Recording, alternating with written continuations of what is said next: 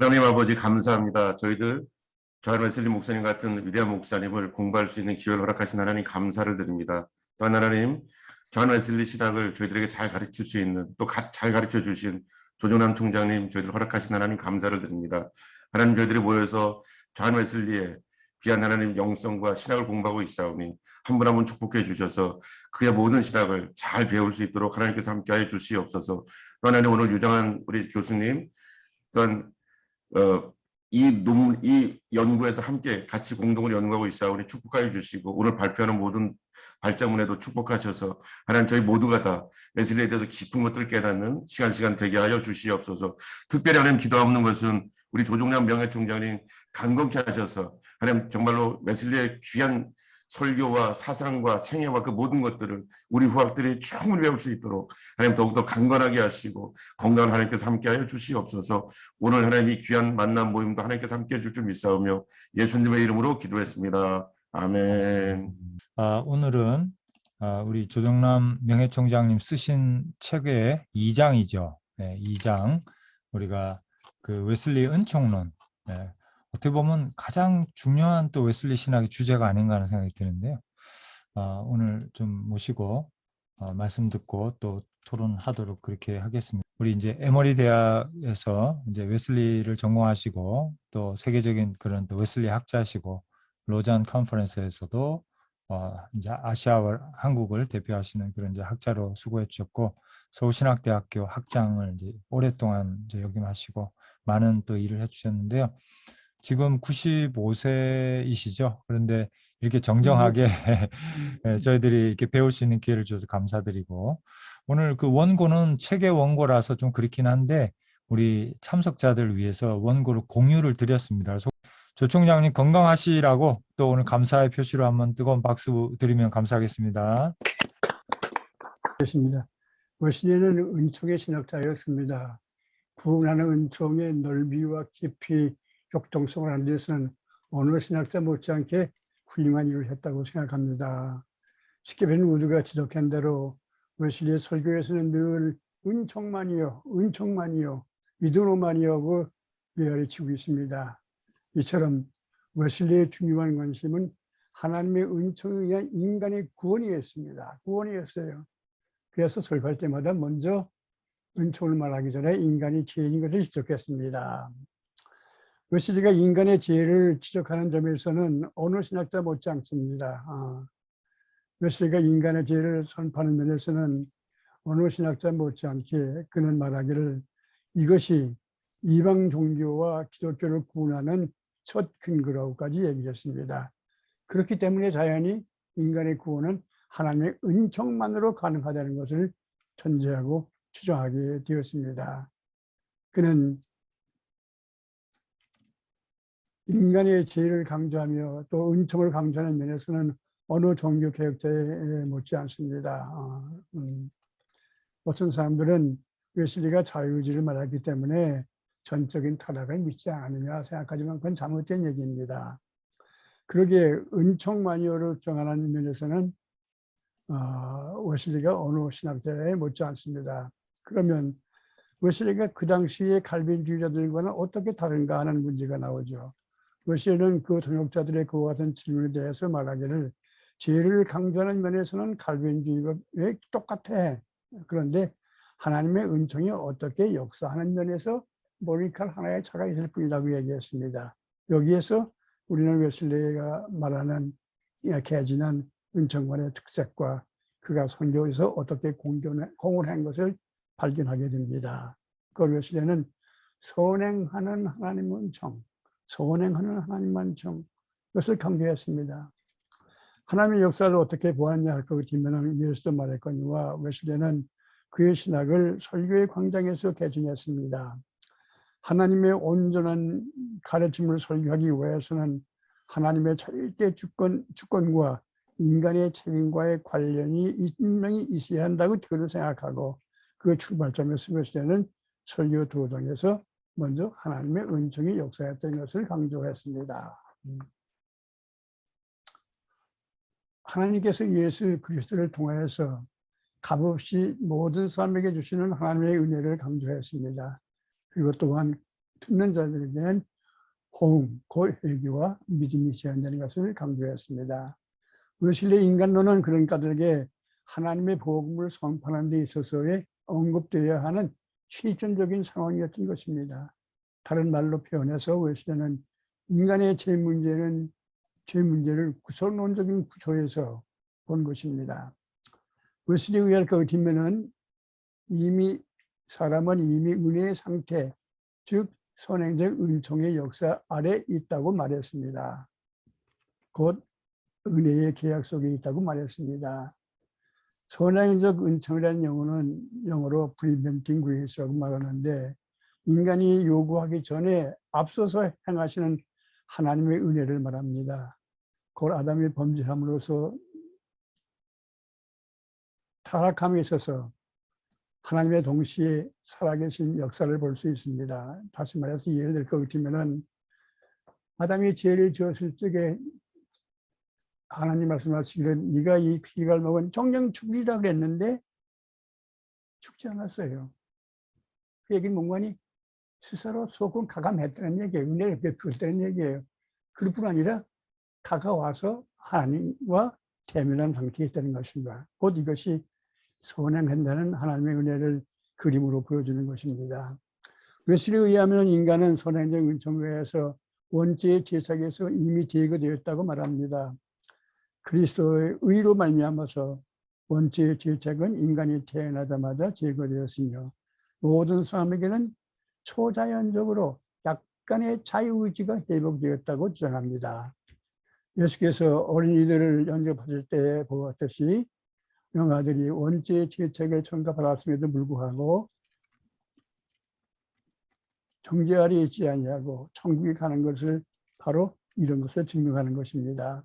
그리고 인간이 회개하고 복음에 부응하는 자유는 하나님의 선행의 은총에 의해서 가능하게 된 것입니다.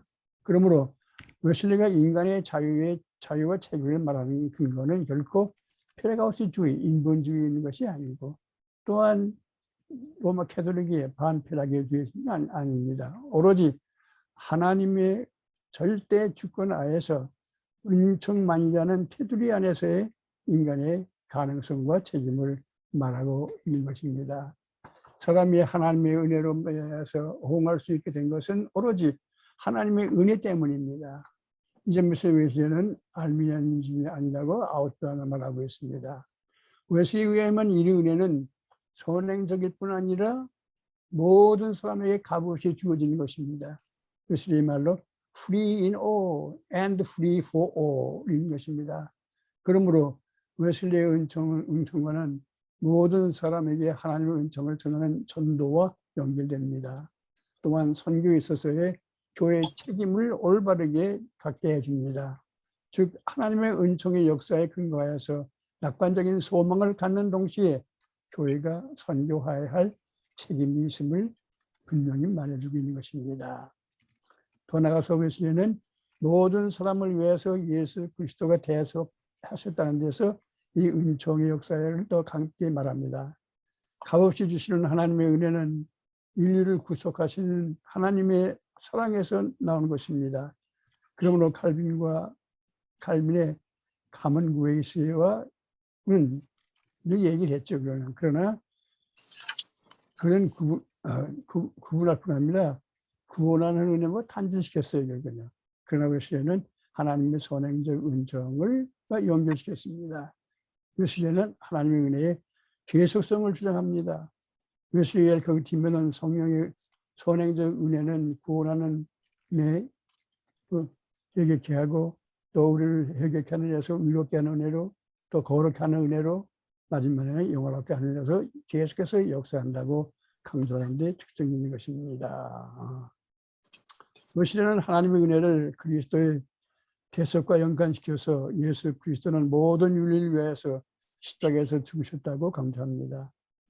이는 하나님께서 그리스도의 대속으로 말미암아서 자기의 의로우심을 나타내고 자기도 의로우시며 또한 모든 믿는 자에게 의롭다함을 얻게 하려 하심이었습니다. 그리스도의 대속에서 아담으로 말미암아 잃어버린 모든 것이 그리스도 안에서 회복될 수 있도록 하나님의 은혜가 모든 사람에게 주어진 것이라고 얘기를 합니다.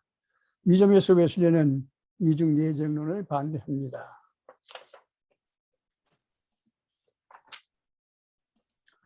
이에 웨슬리는 그리스도의 대속은 모든 사람의 구원을 위한 것이라고, 또 하나님은 그리스도 안에서 모든 자를 구원하시기를 작정하셨다고 말합니다. 그러나 웨슬리의 이런 주장은 만인 대소설이나 결코 만인 구원설은 아닙니다. 예수 그리스도는 모든 죄인들을 죄악에서 대속하기 위해서 죽으셨지만 구원받기 위해서는 자신의 죄를 대속하게 받기 위해서 예수의 예기하고 나와야 한다고 얘기를 합니다. 이 가르침은 하나님의 은혜로 인하여 사람이 하나님께 응답할 책임이 있다는 주장과 함께 전도의 필요성을 갖게 하는 것입니다. 그의 가슴이 뜨거운 영혼 구원의 열정이 바로 이런 신학에서 뒷받침되어서 그는 세계를 나의 교구로 한다면서 전도했던 것이었습니다. 자, 이와 같이 본 다음에 그림만 요약해서 우리가 웨슬리의 신학의 역동성을 살펴보려고 생각합니다.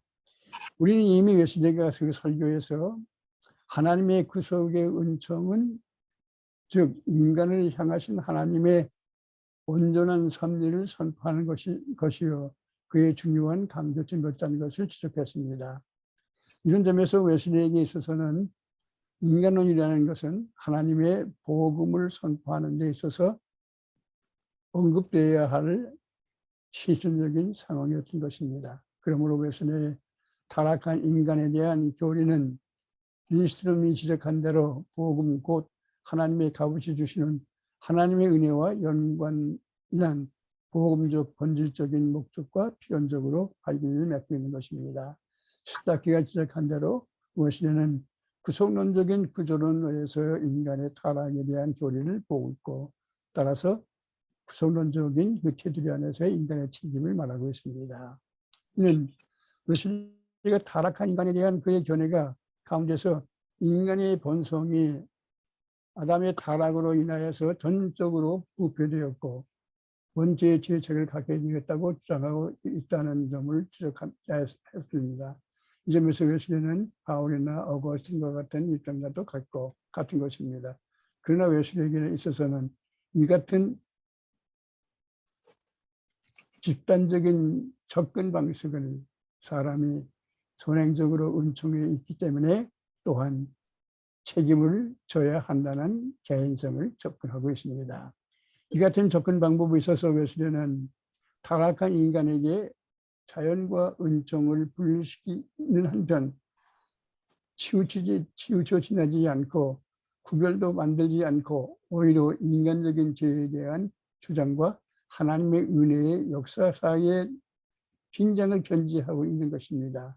웨슬리는 이런 선행적 은총의 개념에 기초하여서 인간이 죄에 대한 주장과 하나님의 은총의 역사적 사역에 타협을 할 수 없는 빈장 가운데서 그의 신학적인 역동성을 발휘하고 있는 것입니다. 이런 웨슬리의 은총과 역동성은 세 가지 면에서 큰 의미를 주고 있습니다. 첫째는 구원에 있어서, 두 번째는 그리스도의 생활에 있어서, 세 번째는 현대신학과 선교에 있어서 큰 의의를 제공하고 있다고 저는 생각합니다. 첫째로 구원에 있어서 웨슬리의 은총론은 하나님의 은혜와 인간의 책임성 사이의 관계에서 적용시켜 볼 때에 그 의의가 가장 드러나게 난다고 나는 봅니다. 이 점에 있어서 필자는 웨슬리가 신학에 대한 중요한 공헌을 했다고 생각합니다. 웨슬리는 빌립보 2장 12절과 13절의 본문을 한 우리의 구원을 송참이스러운 설교에서 말하기를 오직 은총으로만 타락한 인간이 부패의 책임을 주장했습니다. 그러나 하나님의 은총이 없다면 인간은 손을 행할 수도 없는 것이고 아무것도 없고, 그러나 웨슬리가 동시에 하나님께서 인간 속에서 역사하시기 때문에 그 사람은 일할 수 있으며 일할 수 있기 때문에 책임이 있다고 얘기했습니다. 이와 주장함으로써 웨슬리는 폐락의주의에 빠지지 않고 인간 자신의 구원을 이끈 인간의 책임을 전할 수가 있었습니다. 동시에 웨슬리는 칼빈주의가 직면한 낭만에도 빠지지 않았습니다. 더 나아가 웨슬리가 주장한 하나님의 은총과 인간의 협동은 가톨릭의 협동설인 반페다고주의도 구분됩니다. 왜냐하면 웨슬리는 하나님께서 역사하시기에 때문에 그러므로 당신은 일할 수 있습니다. 라고 주장하고 있는 것입니다. 이것이 복음의 협동설입니다. 웨슬리는 우리가 고찰한 것은 그대로 구의 신학적인 방법론 역동성 때문에 그 같은 신학을 수료할 수 있었습니다. 웨슬리는 개혁자들이나 칼빈주의 그리고 발트와 같이 은총만으로를 주장함으로 생기는 은총의 신학적인 고민을 해결할 수 있었던 것입니다. 더 나아가서 이 같은 방법론과 입장으로 인하여서 웨슬리가 한편으로는 그 당시에 모라비안주의에 빠지지도 아니하고 캐톨릭 입장에 빠지지도 않습니다. 그 당시 모라비안 정숙주의에서 다른 한편으로는 로마 캐톨릭의 교리에서도 벗어날 수가 있게 되었던 것입니다.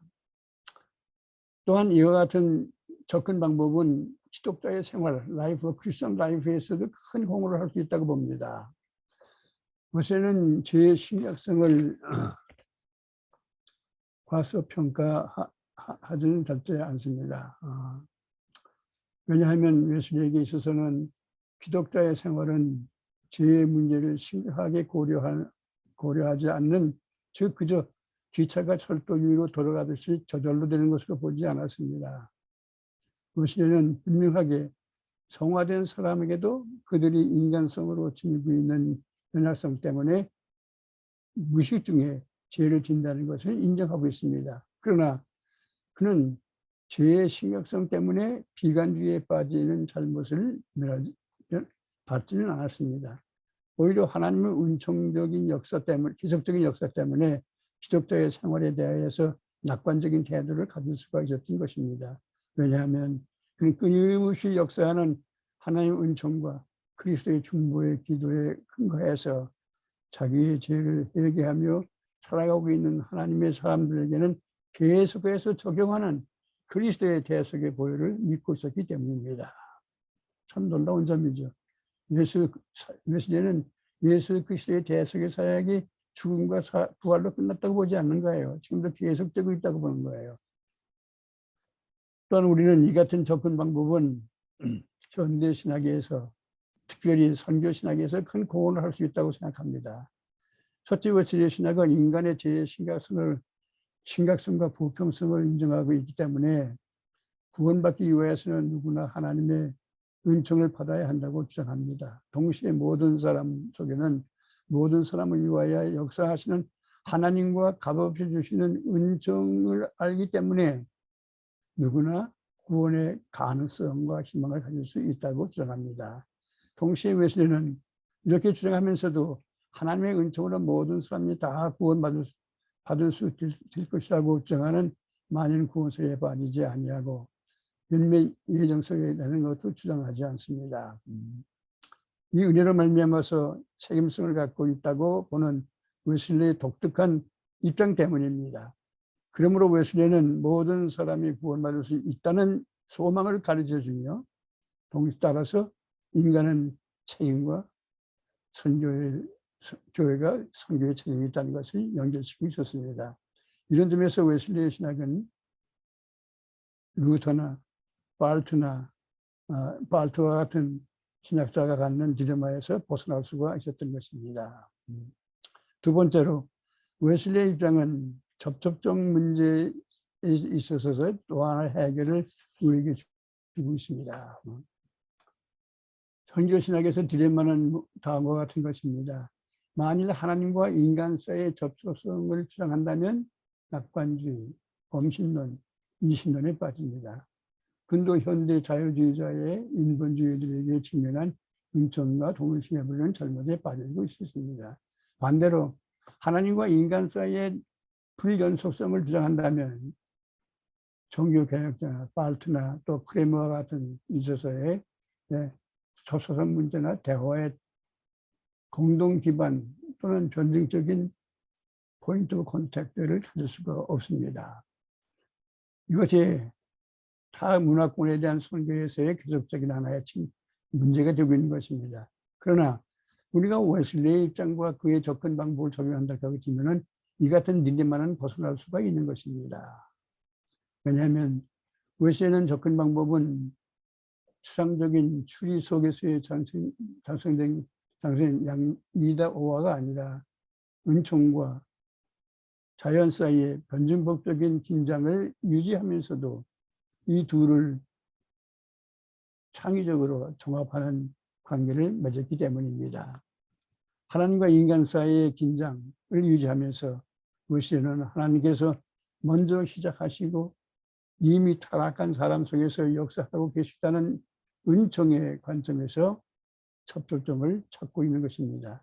그렇게 함으로써 웨슬리는 자연과 은총을 동시에 버리지 않으면서도 선교에 있어서의 접촉점을 제공합니다. 그리고 더 나아가서 그의 신학은 세상 속에서 하나님의 은총의 역사가 이미 시작되었다고 보기 때문에 선교의 근거를 발견할 수가 있습니다. 선교에 있어서 희망과 동기를 주어져야 됩니다.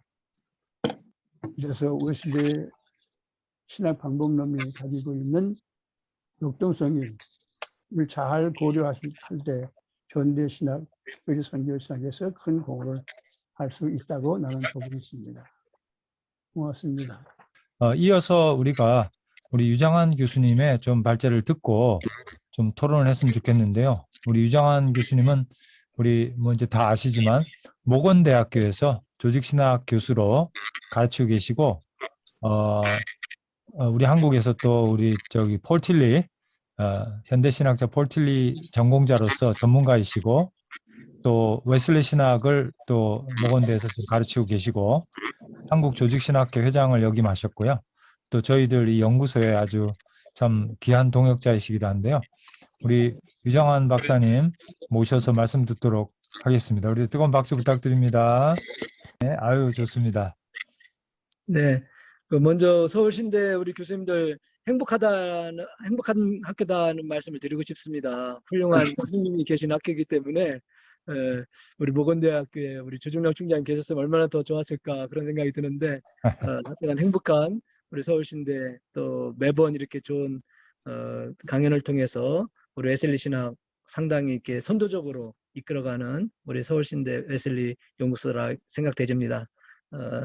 그 논찬문 좀 읽어가면서 부연 설명 이렇게 해보겠습니다. 먼저 존 웨슬리 신학의 대가이신 조중남 총장님의 논문을 논찬하게 되어 개인적으로 영광스럽게 생각합니다. 학창시절 조중남 총장님께 직접 그 웨슬리 강의를 들을 수 없었던 저에게는 우리 서울신대 웨슬리 연구소를 통해서 조중남 총장님의 귀한 강연을 들을 때마다 많은 깨달음과 도전을 받았기에 이 시간 감사를 드립니다. 이번 논문도 그 코로나 이후 한국교회가 새로운 부흥과 회복을 지향할 때 꼭 필요한 것이 무엇인지를 다시금 선찰케 하는 그런 논문으로서 신학적 의의가 매우 큰 논문이라고 생각됩니다. 논찬자는 논문을 전체적으로 요약하기보다는 핵심 주장을 좀 부연 설명하면서 조중남 총장님의 논문에 그런 신학적 의의 이런 것들을 전개하고 또 부연 설명하면서 토론회 장을 이렇게 만들어 보려고 합니다. 크게는 세 가지, 그 웨슬리 신학의 핵심은 구원론이다. 또 은총의 신학이다. 또 신학 방법이 역동적인 그 신학 방법이다. 간결한 말씀이지만 우리가 계속 고민하고 곱씹어보면 아주 풍성한 웨슬리 신학의 그 내용을 얻을 수 있는 그런 주제가 아닌가 이렇게 생각됩니다. 다른 것도 사실 더 많이 있었는데 시간적인 좀 제약이 있어서 몇 가지를 사실 더 하고 싶었습니다. 마지막에 그 선교에 관련해서는 그 콜로레이션 얘기를 해주셔서 사실은 그 틸리가 상관관계 방법을 신학 방법을 쓰셨는데 또 조준호 총장께서 그 콜로레이션 그 상관관계를 얘기해 주셔서 너무 반가워가지고 그걸 좀 더 부연해서 쓰고 싶었는데 시간이 없어서 이 세 가지만 좀 이렇게 적어봤습니다. 먼저 웨슬리 신학의 핵심은 구원론입니다. 조중남 총장님이 웨슬리 신학의 핵심이 무엇인지 간결하게 지적해 주었습니다. 논문에서 지적했듯이 웨슬리 신학은 경건의 능력을 상실하고 경건의 모양만 갖추고 있었던 당시의 영국국교회 신앙과 신학을 갱신하고 참된 구원의 길을 제시한 리빙 셀러지였습니다. 즉 웨슬리는 성경에서 발견한 구원의 도리를 통해서 당시에 거의 크리스찬, almost 크리스찬을 altogether 크리스찬, 진짜 크리스찬, 우리 조정영 총장께서 진짜란 단어로 말씀하셨는데 뭐 진정한, 온전한, 뭐 외적 거룩을 이룩한 뭐 크리스찬보다는 오히려 더 생생한 느낌이 듭니다. 진짜 크리스찬, 거의 크리스찬이 아니라 진짜 크리스찬을 만드는 그런 참된 구원의 신학이었습니다. 구원론이라고 하는 화두에서는 성서가 발견한 구원의 도리, 이 구원의 길, 구원의 순서를 우리가 좀 더 집중하고 또 코로나 이후에 한국교회가 붙잡아야 되지 않겠는가, 그런 맥락에서 조금 그 구원의 순서, 성경에서 발견한 구원의 도리, 이걸 조금 더 고민해 보았습니다. 웨슬리 신학의 핵심은 구원론이라고 하는 것은 웨슬리 신학은 구원론을 중심으로 해서 성경에서 발견한 구원의 도리, 즉 구원의 순서를 전개하고 있다는 것입니다. 오늘날 한국교회는 하나님의 형상, 원죄, 선행은총, 칭의, 중생, 성화, 완전, 영화라는 구원의 질적인 단계를 명확하게 이해할 필요가 있다고 생각됩니다. 그는 하나님 베푸시는 구속의 은총의 깊이를 깨달았다. 그래서 하나님 우리를 구원하시되 우리를 의롭다 하실 뿐만 아니라 새롭게 변화시킨다고 강조했다. 종교개혁자들이 의롭게 됨을 강조했다면 웨슬리는 성화를 더 강조했다. 사실 웨슬리의 구원론은 성화론이 그 중심에 있다. 그러니까는 그 웨슬리 신학 핵심이 구원론이라고 하는 것은 구원에 있는 여러 가지 질적인 단계들, 순서들, 그 질적인 차이들을 강조한 거기 때문에 그런 점에서 회개가 뭔지, 또 칭의가 뭔지, 또 중생과 성결, 완전히 뭔지, 그 질적인 단계의 차이를 좀 더 집중해야 되지 않겠는가. 그런 한 예를 그 케네스 콜린스의 책에서 가져온 도표입니다. 그래서 칭의와 성화가 두 가지 기둥이라 한다면 칭의는 죄책으로부터 자유고 중생은 죄의 세력으로부터 자유고 완전한 성결은 죄의 존재로부터의 자유다. 그런 구원의 질적인 단계들, 구원의 순서들 이런 것들을 좀 집중해야 되지 않겠는가. 한국교회가 그런 걸 좀 말씀드리고 싶고, 또 하나는 그 토마스 오단이 그 책에서 본 건데요. 그 노예의 영, 이방의 영, 그 웨슬리 설교에서 보았던 자료입니다. 그 다음 페이지 넘겨주시면 되겠습니다. 이런 것도 하나의 구원의 순서, 구원론이 핵심이라고 하는데 어떻게 해서 우리가 자연인이 또 종의 상태로, 또 종의 상태에서 하나님의 자녀, 칭의와 중생의 단계로 올라가야 되는데 그런 단계상의 그 질적인 구분들을 잘 표현해 준 도표가 토마스 오던 교수님의 그런 글에 있어서 한번 좀 정보를 공유하는 차원에서 게재했습니다. 그래서 그 자연의 상태, 자연은 자연적인 상태죠. 똑같은 종의 상태인데 미적 실존의 상태고 잠들어 있는 상태고 자신에 대해서 무지하고 기꺼이 죄를 짓는 상태고 그렇지만 이 자연인도 조준장 총께서 말씀하신 것처럼 그 선행적인 선행은총 아래 있습니다. 그래서 마지막 칸에 보면은 그 자연인은 하나님을 사랑하지도 않고 두려워하지도 않고 자기가 자유롭다고 상상하지만 사실은 절벽 가까이 놀고 있는 아이처럼 위험한 상태, 거짓된 평화 속에서 살고 있죠. 그래서 웨슬리는 깨어나라 그런 권면을 했던 거고요.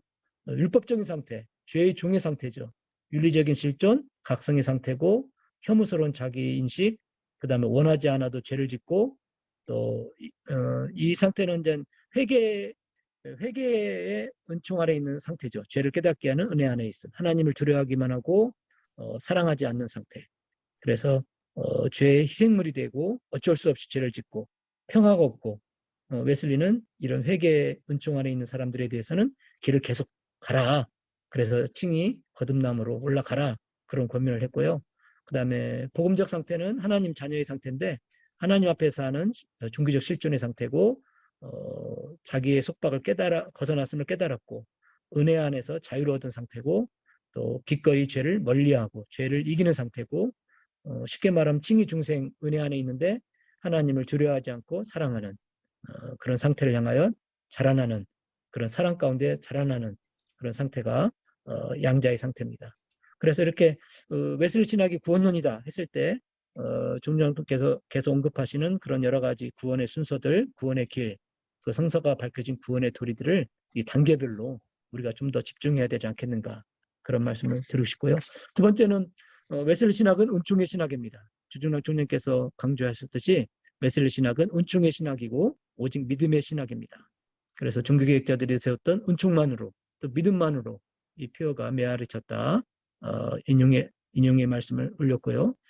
조은영 총장님이 강조하셨듯이 인간은 하나님의 형상으로 창조되었지만 아담의 불순종으로 하나님의 형상이 파괴되어 더 이상 자기를 스스로 구원할 수 없는 죄인, 즉 영혼의 전적인 타락, 무능 속에 있는 원죄하의 인간이 선행 은총에 하여 어느 정도 자유의지를 회복하게 되었고 계속되는 하나님의 은총으로 회개하고 또 의롭다 먹고 거듭나고 거룩하게 되고 완전 성격해 된다는 그런 구원의 교리를 얘기하고 있기 때문에 웨슬리 신학은 한마디로 말하면 은총의 신학입니다. 하나님의 주권적인 은총의 신학이다.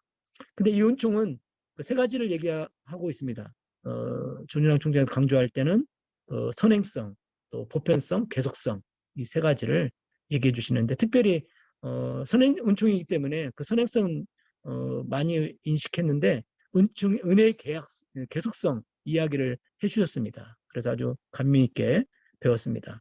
조정남 총장님이 주장하는 은혜의 계속성 개념은 매우 중요한 신학적 개념입니다. 구원의 사건에 있어서 순간과 과정의 균형도 중요하지만 순간적 변화와 과정적 성장은 모두 하나님의 은혜 아래 있기 때문입니다.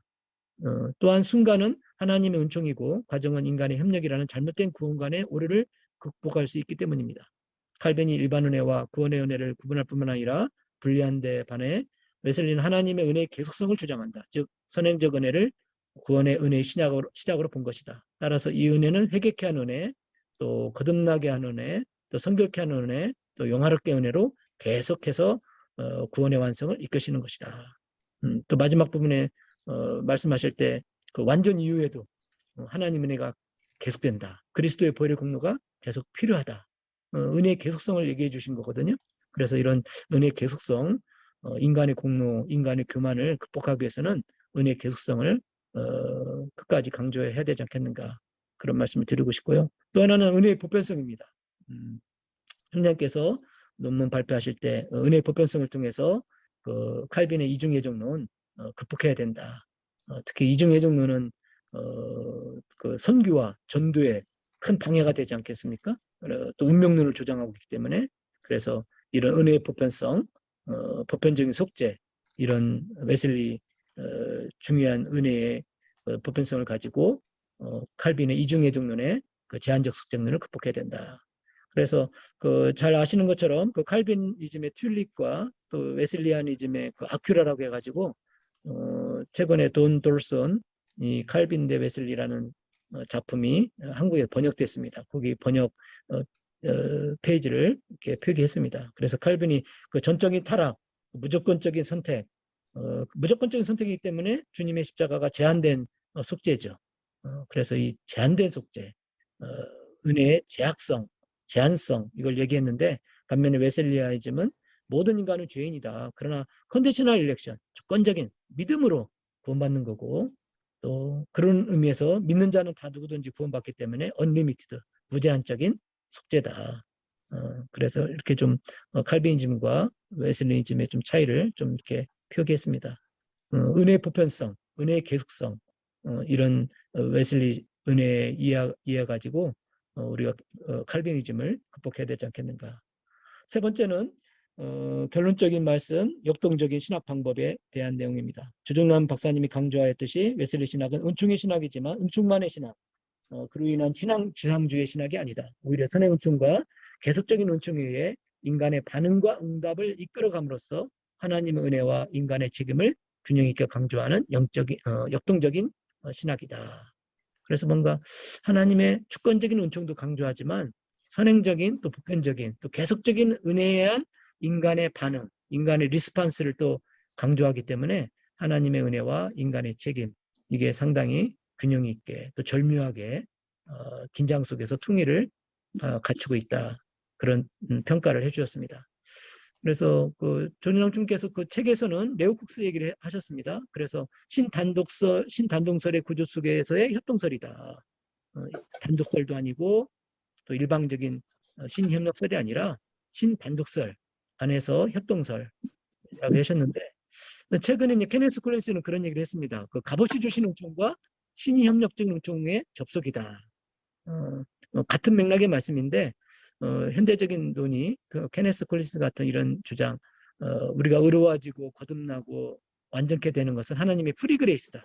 근데 프리그레이스지만 또다시 하나님의 은혜에서 우리가 리스판스, 반응해야 된다. 특히 이제 은총의 수단, 또 하나님 주신 계명에 대한 준수, 이런 걸 통해서 하나님의 은혜 안에서 계속 성장, 자라나가야 된다. 이런 이론을 제기해 줬기 때문에 같은 맥락이 아닌가. 그래서 조금 덧붙여서 한번 설명을 해봤습니다. 그래서 이런 레오 콕스나 케네스 콜린스 이런 주장들이 존양 총리께서 말씀하신 칼빈주의 위험 또는 펠라기우스 위험, 또 반펠라기우스 위험 이런 것들을 좀 극복할 수 있지 않겠는가. 그래서 그 케네스 콜린스 책 좀 더 부연해 설명했습니다. 프리그레이스와 코아퍼런트 그레이스 이 두 가지가 컨정션, 접속을 이루고 있다. 그래서 우리가 의로워지는 것은 행위가 아니라 오직 믿음으로 프리그레이스다. 그러나 프리그레이스를 통해서 우리가 은혜 안에 있으면은 이제는 회개 열매도 맺어야 되고 은총의 수단도 사용해야 되고 선행도 해야 되고 율법도 준수함으로써 은혜 안에서 우리 하나님의 이끄시는 은혜 안에서 계속적인 은혜 안에서 보편적인 은혜 안에서 우리가 성장, 자라가야 된다. 그래서 저는 케네스 콜린스 이론 프리그레이스와 코아퍼런트 그레이스의 접속 이런 신학 방법도 조준환 총재께서 말씀하시는 역동적인 신학 방법 그런 내용을 조금 더 현대적으로 설명한 것이 아닌가 그런 얘기를 하고 싶습니다. 그래서 결국은 조준환 총재께서 말씀하시는 것처럼 웨슬리 신학이 항상 정숙주의와 또 율법주의, 또 공로주의, 무율법주의 이런 것들을 극복했다고 하는데 케네스 콜린스도 보니까 결과적으로는 그 당시에 정숙주의와 공로주의 또 무율법주의와 율법주의 이걸 극복하려고 자기 주장을 이렇게 전개한 거 보면 같은 내용이 아닌가 그런 말씀을 드리고 싶습니다. 끝으로 웨슬리 신학은 구원의 장인 교회와 선교의 맥락을 벗어나 추상적인 논의에 빠지기 쉽습니다. 하지만 조정남 총장님의 글은 항상 웨슬리 신학을 교회와 전도와 선교의 맥락에서 조명해주고 있습니다. 본논문에서도 조정남 총장님은 웨슬리 신학의 핵심과 구원의 사건과 신학 방법을 간결하게 설명할 뿐만 아니라 교회와 전도와 선교의 맥락의 중요성을 주지시켜주고 있습니다. 사실 웨슬리는 오개설교했고 또 교도소 사형수에게 복음을 전했고 가난한 자 병든 자 신방하면서 선교했는데 그런 설교와 또 그런 선교가 사실은 웨슬리 신학의 그 설교 신학의 어떤 장이었는데 그걸 우리가 놓치기 쉬운데 그런 점을 항상 우리 조장님께서 일깨워 주셔서 진정한 웨슬리가 무엇인지 신학이 무엇인지 이런 것들을 찾아가는 데 큰 도움을 주셨습니다. 끝으로 다시 한번 난해한 웨슬리 신학의 핵심과 신학 방법, 웨슬리 연구의 본질적인 맥락을 읽어주신 조정남 총장님께 깊이 감사를 드립니다. 네, 감사합니다. 예, 그러면 우리 플로어에 좀 오픈해서 오늘 이 웨슬리 은총론이라고 하는 엄청난 주제인데 좀 다각도로 우리가 한번 검토하고 배우는 시간을 가졌으면 좋겠습니다. 한 가지 양해 말씀은 제가 12시에 또 회의가 잡혀가지고 참 제가 아마 조금 일찍 나가야 될 것 같은데 죄송하게 생각하고 이어서 제가 가게 되면 장기영 박사님께서 좀 진행해 주시면 좋을 것 같고요. 예, 자유롭게 말씀해 주시죠.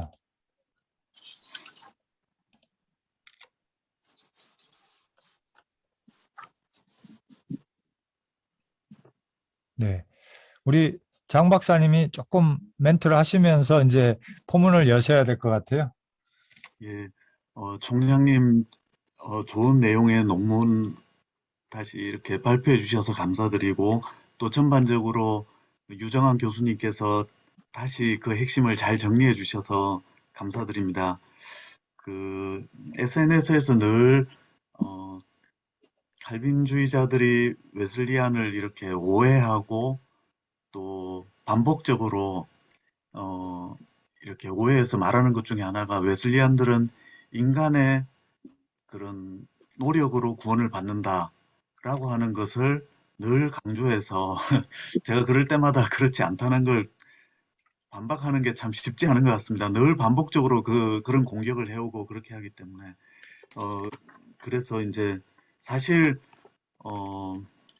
칼빈주의자들의 그런 구원에 관한 설명들을 보더라도 하나님이 전적으로 하신다고 하면서도 인간의 책임을 경시하지 않는 그런 요소들이 참 많고, 앤서니 후쿠마의 개혁주의 인간론을 보더라도 구원에는 하나님의 은총 100%, 인간의 책임 100%또 이렇게까지 말을 하고 있는데도 불구하고 칼빈주의자들이 하나님의 은혜를 받는 데 있어서의 인간의 책임을 말할 때는 문제시하지 않으면서 웨슬리안들이 동일한 그런 강조점을 가지고 하나님의 은총을 우리가 헛되이 하지 않아야 된다고 하는 고린도후서 6장 1절 말씀, 그런 입장에서 은총을 받아들이는 바른 태도를 말할 때는 또 상당히 또 인간의 노력으로 구원을 받는다는 그런 구원론으로 오해를 하게 되는 것 같습니다. 그런데 사실상 웨슬리가 말하는 구원론은 구원의 최종 근거는 오직 하나님의 은혜라는 것을 말하면서도 하나님께서 인간을 구원하실 때 인간의 어떤 반응도 고려하지 않고 원하시지도 않고 그런 방식으로 구원하기를 원하시느냐라고 질문하면 사실은 인간의 인격적인 반응, 믿음으로서의 수용 이런 것들을 말하는 점에서는 공통분모인데도 불구하고 그런 오해가 있는 것 같습니다. 계속적으로 하나님의 전적 주권에 있어서의 선행은총, 그 다음에 유장환 교수님께서 말씀하시는 은혜의 계속성, 이 부분에 있어서는 루터와 칼빈 그리고 웨슬리안들이 전혀 차이가 없는데 그걸 웨슬리가 말한 free in all, 은총을 받는 모든 자들에게 값없이 주어진다 하는 관점에서는 전혀 차이가 없다는 것입니다. 그런데 조정남 총장님께서 말씀하신 은총의 보편성, free for all이라고 하는 점에 있어서만, 구원의 범위에 있어서만 웨슬리안들이 훨씬 넓지, 이중 예정론을 극복하면서 은총의 범위를 더 넓힌 것이지, 은총이 주어질 때 값없이 주어지고 거기에 대해서 인격적인 반응으로 반응해야 한다고 하는 점에서는 종교개혁 전통 안에서의 차이가 없는 것 같습니다. 그런 점에서 오늘 그 웨슬리에 관한 전반적인 설명에서 다시 한번 그걸 확인할 수 있었고, 그리고 특별히 유정환 교수님께서 도표로 보여주신 그런 내용들이 은총 안에서의 성장, 구원론에서의 그런 특징도 함께 잘 보여주신 것 같습니다. 예, 감사드립니다. 예, 감사합니다. 또 자유롭게 말씀해 주시죠.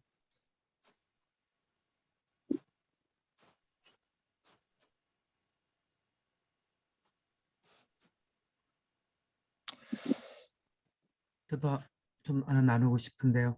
네, 웨슬리 신학을 1차 자료나 2차 자료를 통해서 공부할 때 핵심 잡기가 참 어려운데 조종남 박사님의 어떤 글과 책들 속에는 아주 심플하고 단순성이 있는 것 같습니다. 그리고 그걸 어떤 목회나 선교의 현장과 바로 연결하니까 목회자로서는 아주 적용점을 찾기가 좀 수월한 것 같습니다. 많은 웨슬리 신학자님들이 계시지만 좀 이렇게 논리적인, 지성적인, 이론적인 부분에 치우친 부분이 많다면 조종남 박사님의 그런 신학이 목회 실천적인 관점에 아주 좋은 통찰을 주는 것 같습니다. 다만 이런 거 하나 제가 질문 던지고 싶습니다. 웨슬리 신학이 이런 은총의 신학이라면 결국 은총의 신학의 궁극적인 목표는 무엇으로 삼아야 되는가? 실천전 목회의 타켓을 무엇으로 삼아야 되는가? 그렇게 본다면 제 관점에서는 하나님의 형상 회복으로 결론이 되는데 과연 오늘 목회 현장에 우리 목회의 타켓을 하나님 형상 회복에 두고 있는가? 웨슬리 신학이 목회 현장에서 설교 현장에서 그렇게 구현되고 있는가? 이런 관점에 한번 저는 화두를 던지면서 되고 있는지 안 되고 있는지, 안 되고 있는 이유는 무엇인지 좀 나눴으면 좋을 것 같습니다. 네, 감사합니다. 하나님의 은총의 궁극적인 지향점, 실천적인 타겟이 무엇일까? 또 이런 질문도 주시고 하나님의 형상의 회복이 아닐까 이렇게 말씀했는데 혹시 이 부분에 대해서 조금 하실 말씀들이 있을까요? 우리 조 박사님. 하나님의 온전한 구원이죠. 구원의 완성, 하나님의 형상의 회복, 그거죠. 온전한 구원, 이게 성화를 말하는 거죠. 하나님의 형상의 회복. 네, 같은 말씀이신 것 같고요. 네. 이것이 현장에서 구현되고 있는 거 항상 현장에 질문을 던져주시는데요. 혹시 여기에 대해서도 좀 하실 말씀 있을까요? 여러분 목회하는 목회자들 하나님의 은혜가 이렇게 보편적이고 계속적이고 그렇게 좋은 것인데 그리고 선한 무엇이 은총은 다른 말로 말할 것 같으면은 Universality of the Holy Spirit, 성령께서 역사하고 있다는 얘기예요. 그러니까 가능성이 있는 거예요. 그러니까 해야 된다는 얘기예요. 참 멋진 거 아닙니까? 그러니까 그 인간의 자유가 있다고 생각하면은 칼빈이가 말한 대로 이론적으로 문제가 해결이 안 된다고. 인간의 자유가 있다면은 이 자유가 어디서 왔냐에 의해서 웨슬리는 은총으로 주었다는 얘기예요. 아까 제가 얘기한 그 아담의 얘기는 재미있잖아요, 결국은요. 네가 이 기계목은 정녕 죽으리라 했는데 죽지 않았다고요. 그게 뭐예요? 하나님이 이미 용서하셨다고요, 부분적으로. 그뿐 아니라 찾아와서 만났다고요. 이것이 우리를 구원하시는 하나님의 그 픽처렛, 그림이라는 얘기예요. 정녕 죽으리라 죽지 않았잖아요. 왜 하나님이 용서하시는 게 부분적으로. 그렇기 때문에 할 수 없는 우리를 가능케 만들어 주시고 너와 나와 대화하는 너와 나와 하는 이걸 해결한 게 웨슬리 아닙니까? 여기 역동성이 있다는 얘기죠. 감사합니다. 제가 칼빈주의가 이론적으로 인간은 죄인이야 아무것도 못해 하나님 해 하나님도 해뿌려 그 이상 그러니까 문제가 복잡한 일안 된 거네 결국은요. 알겠습니다. 근데 예. 조중남청께서 말씀하신 그 구원론에 있어서 웨슬리 구원론이 결국 하나님 형상의 회복 이렇게도 말할 수도 있고 아니면 뭐 논문에서 말하고 있는 것처럼 그 올투게더 크리스찬, 진짜 크리스찬, 물론 그 진짜 크리스찬이 하나님의 형상을 회복한 내적 거룩을 또 성결을 이룩한 사람인데 근데 목사님의 질문을 보충해서 설명하자면 그래서 이제 제가 이제 도표를 드린 겁니다. 하나님 형상이 뭐냐, 또 진짜 크리스찬이 뭐냐, 그것은 죄책과 죄의 세력과 또 죄의 존재로부터 자유한 그 영혼의 성결, 또 마음의 성결, 삶의 성결을 이룬 사람이 아니냐, 그런 것을 지향하는 목회를 해야 되지 않겠는가. 지금 현장교회에서 자꾸 죄의 문제가 아니라 다른 뭐 지식이나 또 경제, 윤리 이런 문제를 다루기 쉬운데 웨슬리 신학의 핵심이 구원론이라고 한다면 또 진짜 크리스찬을 만드는 거라고 한다면 그런 죄의 관계 속에서 인간의 구원을 좀 더 설교하고 권면해야 되지 않겠는가. 그런 말씀을 드리고 싶습니다. 예, 저도 짧게 한 두 가지 말씀을 드리면 저는 그 하나님의 은혜, 하나님께서 우리에게 주시는 것들의 목적은 이제 몰트만이 또 잘 얘기한 것처럼 또 우리 에밀 브룬너의 교회론이 잘 밝히고 있는 것처럼 이제 교제, 코이노니아, 하나님과의 삼위일체적 교제로의 부르심, 사도 바울이 성경에서 얘기한 것처럼 그리하여 우리가 항상 주와 함께 있으리라라고 하는 이것이 궁극적인 비전이라고 생각하고 또 시편에 나온 우리 다윗 왕이 내가 한 가지 내 소원을 구하겠는데 그것은 하나 아버지의 전에서 아버지를 사모하는 것이다. 그래서 저는 존 웨슬리도 그걸 봤다고 생각하고요. 그것이 이제 마지막에 존 웨슬리가 남겼다라고 하는 말이 가장 좋은 것은 하나님이 함께하는 것이다. 라고 하는 이 고백 속에 있다고 봅니다. 그래서 우리가 구원이라고 얘기할 때 막연할 수가 있는데, 뭐 물론 그 심판으로부터 그 구원 이렇게 해결받는 거, 우리 죄의 문제를 여러 가지로 구원 얘기할 수 있지만, 그것의 궁극적인 것은 회복되어서 아버지와의 교제로 들어가는 삼위일체의 교제에 참여하는 이런 몰트만이 얘기하는 이러한 종말론적인 비전이 그것이 성경이 가르치는 궁극적인 은혜의 궁극적인 하나님이 우리에게 은혜를 베푸시고 기다리시고 도와주시고 보내주시고 뭐 이런 것들 모두가 뭡니까? 결국 우리를 찾아내시고 우리를 다시 만나시는 것이니까 그렇게 이해하면 좋을 것 같아요. 그래서 저는 그 지향점, 종국이 그 심판 또 하나님의 그 에스카톤, 그죠?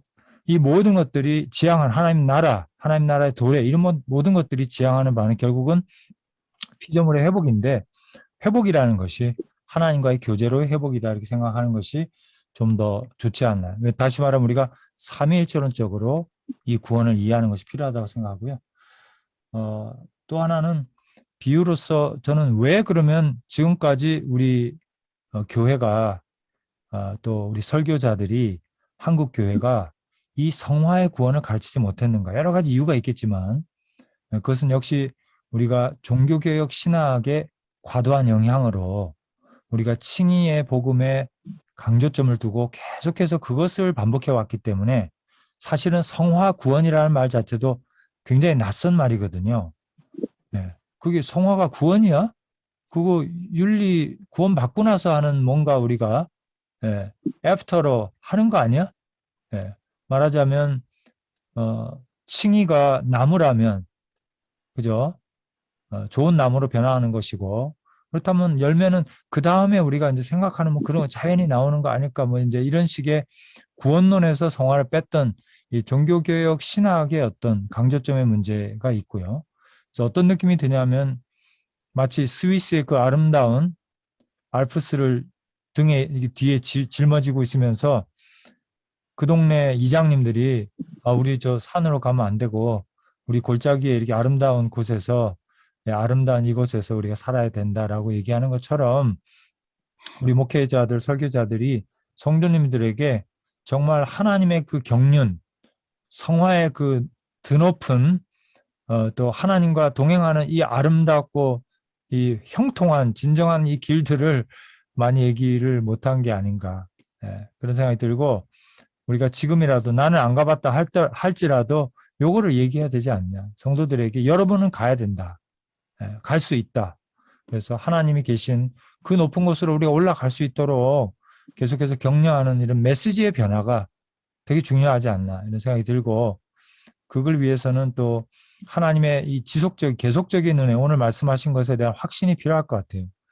그래서 우리의 그 구원을 이름이라고 하는 거기서 나온 것처럼 설교에 나온 것처럼 우리의 성화는 은혜로 이루어진다. 우리의 성화는 믿음으로 이루어진다. 요거를 우리가 알아야 될 것 같아요. 하나님이 은혜를 부어주심으로 성령의 능력을 주심으로 먼저 가심으로 이게 된다라고 하는 확신을 갖고 얘기를 그러니까 이런 얘기하면은 목회자들께서 굉장히 난감해 하세요. 그죠? 그게 되냐라는 것이죠.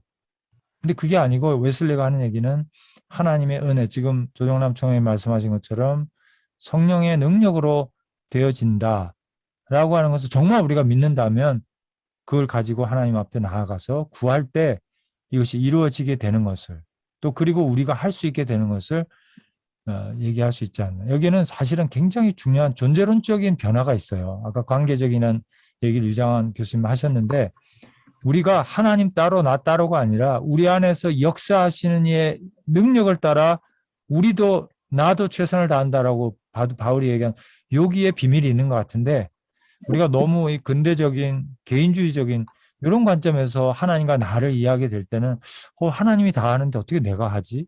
여러 가지 복잡한 문제가 발생하는 게 아닌가 이런 말씀들을 좀 공유하고 싶습니다. 좀 길어서 죄송하고요. 네,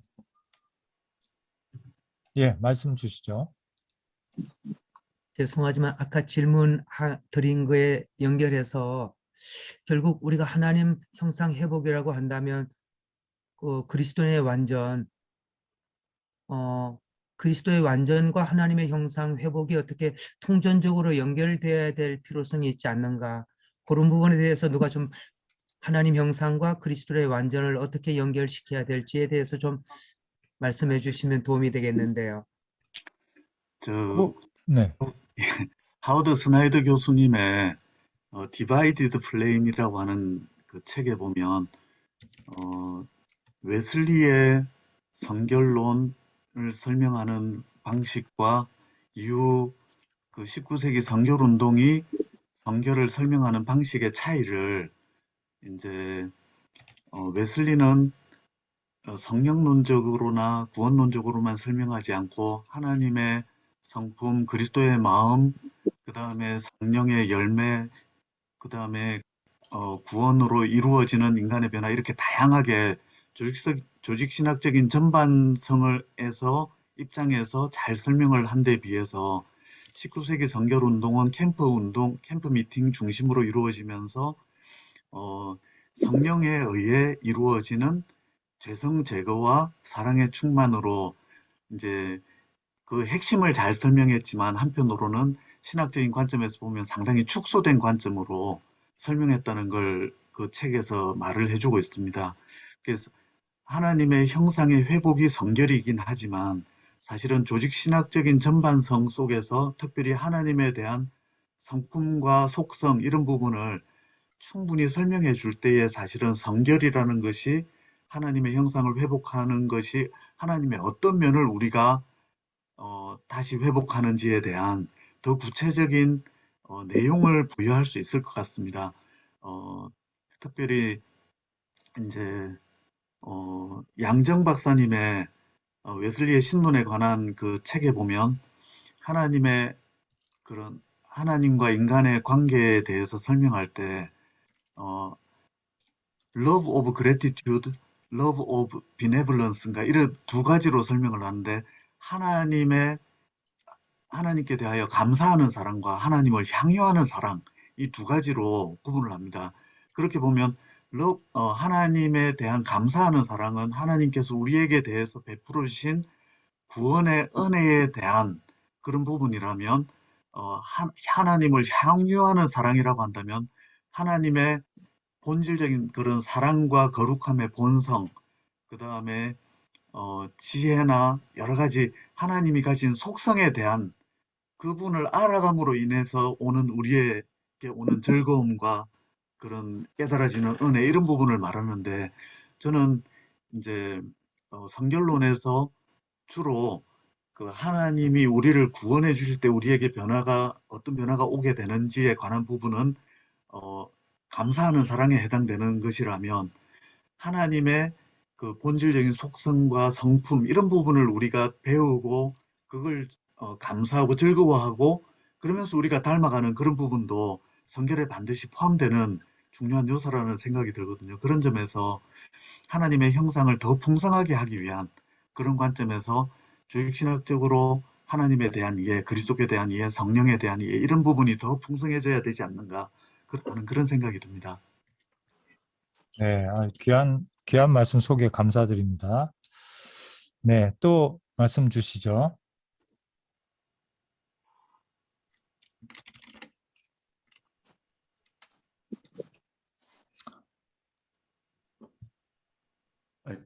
저도 이제 예전에 우리 먼저 예, 말씀. 질문할 게 있습니다. 우리 유장한 교수님 모셨는데 이제 틸리 조직신학도 번역하시고 그래서 틸리 쪽에서는 제가 볼 때는 이제 저희 한국신학계를 뭐 이끌어간다는 관여하는 그런 아주 훌륭하신 교수님으로 알고 있습니다. 그런데 이제 방법론에 관련된 어떠한 그 질문을 드리고 싶어요.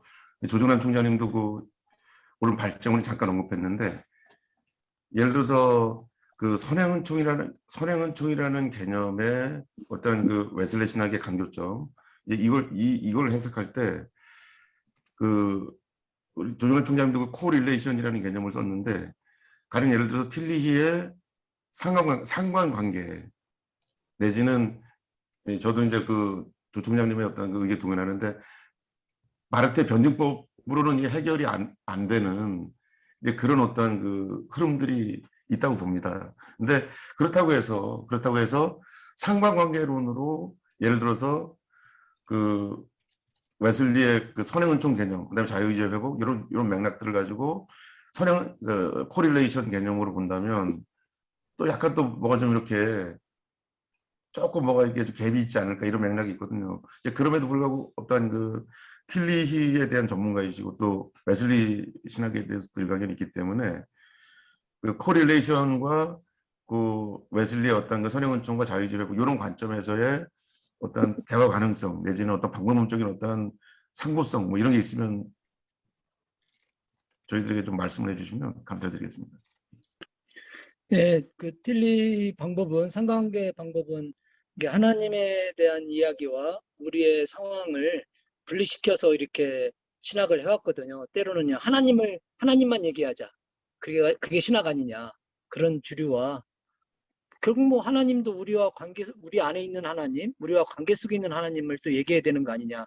그런 큰 흐름에 대해서 그냥 틸리는 뭐 초자연주의와 이런 자연주의적인 신학 방법이 아니라 하나님, 그 홀로 계신 하나님과 또 하나님 앞에 설 수밖에 없는 나약한 인간 실존, 이 두 가지를 상호 연관 속에서 신학의 큰 주제들을 이렇게 다뤄야 된다고 했고요.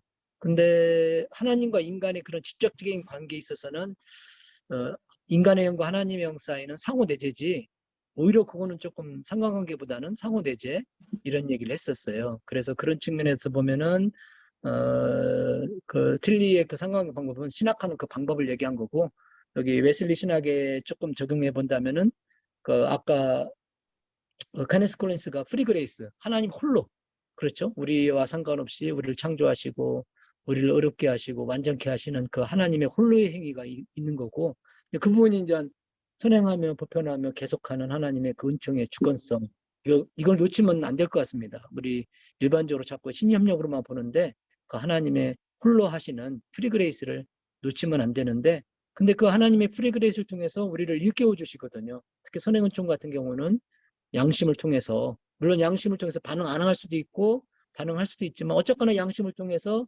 뭔가 자기를 자각하게 만들어주니까 그게 한순간이지만 그런 관계 속에서 하나님의 그 은총의 역사가 진행된다. 그 하나님의 은총과 인간의 반응을 통해서 하나님의 구원의 역사를 이루시고 또 이어간다. 그런 측면에서는 조금 그 상관관계를 얘기할 수 있는데, 근데 하나님과 인간 전체는 포괄을 할 수는 없을 것 같아요.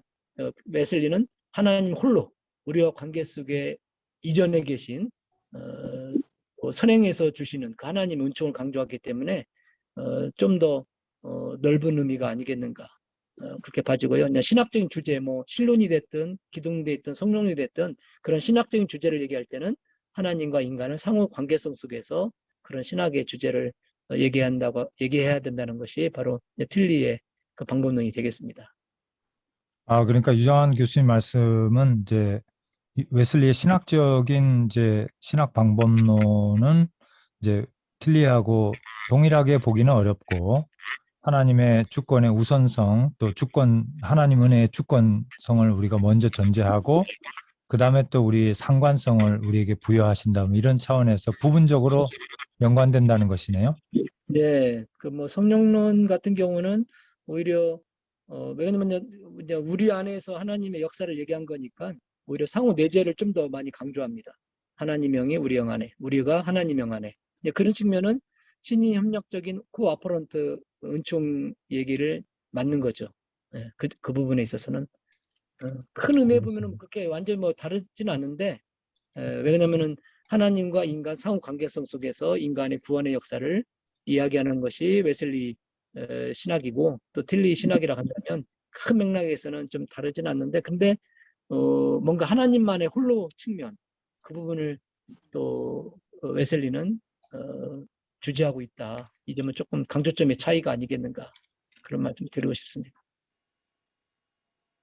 그래서 제가 이제 우리 유정환 교수님하고 이렇게 얘기를 하는 이유는 뭐냐면, 틸리 신학 자체가 단지 어떤 목회 신학 이런 맥락도 맥락이지만 충분히 현대 신학적 어떤 큰 벌판에서 논의되고 내지는 어떠한 현대 신학을 바라볼 수 있는, 내지 비판할 수 있는 큰 신학적 도구도 된다라고 하는 이런 맥락을 제가 조금 네. 보고 싶었습니다. 감사합니다.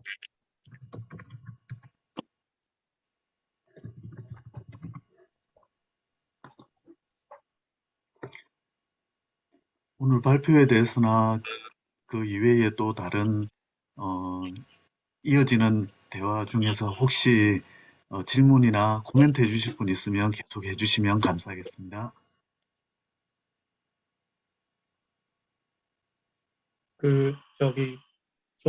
저도 이제 웨슬리를 공부하면서 늘 항상 고민을 하는 지점 가운데 하나가 아까 그 총장님께서도 말씀을 잘 해주셨는데 선행 은총이라고 하는 것이 칼빈이 가지고 있는 커먼 그레이스하고 어떻게 차이가 있느냐 이 지점에 대해서 언급을 잘 해주셨어요. 그래서 사실 이제 저도 이제 웨슬리가 어찌됐든 칼빈이 가지고 있는 커먼 그레이스하고의 구분되는 점이 선행 은총이 가지고 있는 경륜적 관점이 있구나라는 걸 알고 또 이제 총장님께서 다시 한번 지적을 해주셔서 이게 딱 어느 정도 좀 맥락이 잡혔는데요. 그 선행 은총이라고 하는 것이 은총이라고 하는 큰 보편성 또는 계속성이라고 하는 틀 그 맥락 안에서 경륜적인 관점, 경륜적인 차원이 있다라고 하는 게 성령하고 성령론하고 연결이 되면 결국 성령의 내주 역사 교통, 다시 말하면 그 내주 역사 교통이 가지고 있는 치유적 현존이랑 연결이 되는 거고요. 이 치유적 현존으로서의 성령론적 구원론이라고 하는 이 맥락, 그리고 그것이 선행 은총이 가지고 있는 경륜적 차원하고 연결이 된다라고 하면 이제 질문이 생기는 거죠. 이런 맥락을 전제를 하게 되면 구원론이라고 하는 큰 틀 안에서 어떻게 웨슬리의 구원론이 그냥 만인 대속이라고 하는 차원으로만 딱 갈무리가 되고 이것이 이미 보편적으로 치유적으로 현존하고 있는 성령 또는 선행 은총의 경륜적이라고 하는 맥락 안에서 소위 말해서 만유 구원이라고 하는 데까지 가지 않고 그 앞에서 제동이 걸릴 수 있는 이유는 뭔지 그 지점에 대한 명확한 어떤 웨슬리 안에서의 답변을 얻기가 참 어려워요. 그래서 이제 그 지점에 대해서 우리 총장님도 그렇고 다른 우리 교수님들도 그렇고 오랫동안 하셨으니까 이제 그런 어떤 그 뭐랄까요 그 참 만유 대속과 만유 구원이라고 하는 이 둘 사이에서 어느 한 지점을 이제 좀 이렇게 저희가 좀 신학적으로 또는 어떤 문법적인 형태로든지 어떤 신학적인 형태로든지 뭔가 그 선을 넘지 않도록 하는 무언가가 이제 축이 하나 필요한데 이거를 웨슬리 안에서 어떻게 발견할 것인가 이게 이제 저도 계속 질문을 가지고 있는 부분인데 그런 것들을 좀 말씀해 주시면 아마 뭐 저도 그렇지만 다른 분들도 이런 지점들에 대해서 고민을 하시는 분들에게 좀 도움이 되지 않을까 해서 질문을 좀 던져봅니다. 총장님 혹시 해주실 말씀 있으십니까? 아니 칼빈도 인간이 타락했을 적에 죽지 않고 남아있다든가 무엇이든가 하나님 은혜가 있었다는 얘기예요. 일반적으로. 그래서 그 카만 그레이스라고 얘기한다고. 그러나 칼빈은 그걸 계속해서 우리를 구원케 하고자 하는 구원론적인 것과 연결을 안 시켰다는 얘기야. 웨슬리는 하나님이 우리를 향한 것은 우리를 구원하고자 하는 거에 그 선에서의 역사를 봤다는 얘기예요. 이게 하나님이 정의로 징계했지만은 사랑의 하나님은 계속해서 우리를 찾아왔다는 얘기야. 선행하는 하나님의 은혜. 그래서 가능성을 제공했다는 게 하나님께서. 선행주는 가능성을 제공했다는 얘기야. 자유의지 주시고 뭐 할 수 있고. 성령께서 역사하신다는 얘기야. 내가 보기에는 칼빈이는 상당히 이론적으로 풀어푸고 말한 거야 결국은요. 이론적으로. 그러니까 인간적인 관계는 그렇게 볼 수 없잖아요 결국은요. 예. 제가 이해하기로는 선행은총을 통한 성령의 역사하심은 구원을 위한 예비적인 그런 준비 과정이라면 이게 구원의 직접적인 은혜로 넘어가는 것은 사실은 선행은총이 아니라 죄를 깨닫게 하는 은총에서 말씀을 통한 성령의 깨달음, 이 부분이 차이가 나는 것 같습니다. 이 선행은총은 양심을 통한 작용이나 일반적인 그런 지식, 이해 이런 정도에 머물러 있는 것이라면 반드시 교회의 사역을 통한 말씀 사역을 통해서 성령께서 주시는 조명하심, 말씀에 대한 조명하심이 있어야 되는 것 같고 그런 점에서 케네스 콜린스 교수는 선행은총을 통한 죄의 자각과 죄를 깨닫게 하는 은혜를 통한 죄의 자각 사이를 이것은 보편적인 그런 양심의 작용에 의한 것이라면 죄를 깨닫게 하는 은총부터는 성령께서 그 율법을 내면적으로 적용해 주시는 그 과정을 통한 것이라고 이렇게 구분을 하거든요. 그런 점에서 말씀의 사역과 성령의 조명하심이 반드시 더해지는 것이 죄를 깨닫게 하는 은총부터이기 때문에 그 이전의 보편적이고 예비적인 사역과는 분명한 구분점이 있지 않나 하는 생각이 듭니다. 우리가 신학적으로 선행적 은총하고 부르는 것 뿐이지 결국 뭔가니 하나님은 죄인이 아무것도 할 수 없는 인간에게 이미 용서하시고 가능성을 만들어 주시고 계속해서 부르신다고 얘기야. 그래서 아까 아담의 그 예화가 좋지 않아요, 그거군요. 너 설교한 건 정녕 죽이라고 했는데 하나님께서는 죽이지 않았다고요. 이미 용서했다고. 뿐 아니라 찾아왔다고. 바로 이 그림이 바로 이런 모습을 우리가 신앙 선행적 은총이라고 부르는 것 뿐이지. 그래서 뭔가 하니 타락했지만은 성령께서는 역사하고 있다, 우리에게. 그래서 신학자들이 Universal of the Holy Spirit라고 부른다고 얘기야. 우리 감사합니다. 아버지와 아들과의 관계 생각해 보라고요. 그는 나쁜 짓 했지, 죽여. 동시에 사랑이 베풀어지잖아요. 하나님이 그 역사하시는 분이다, 그 얘기야.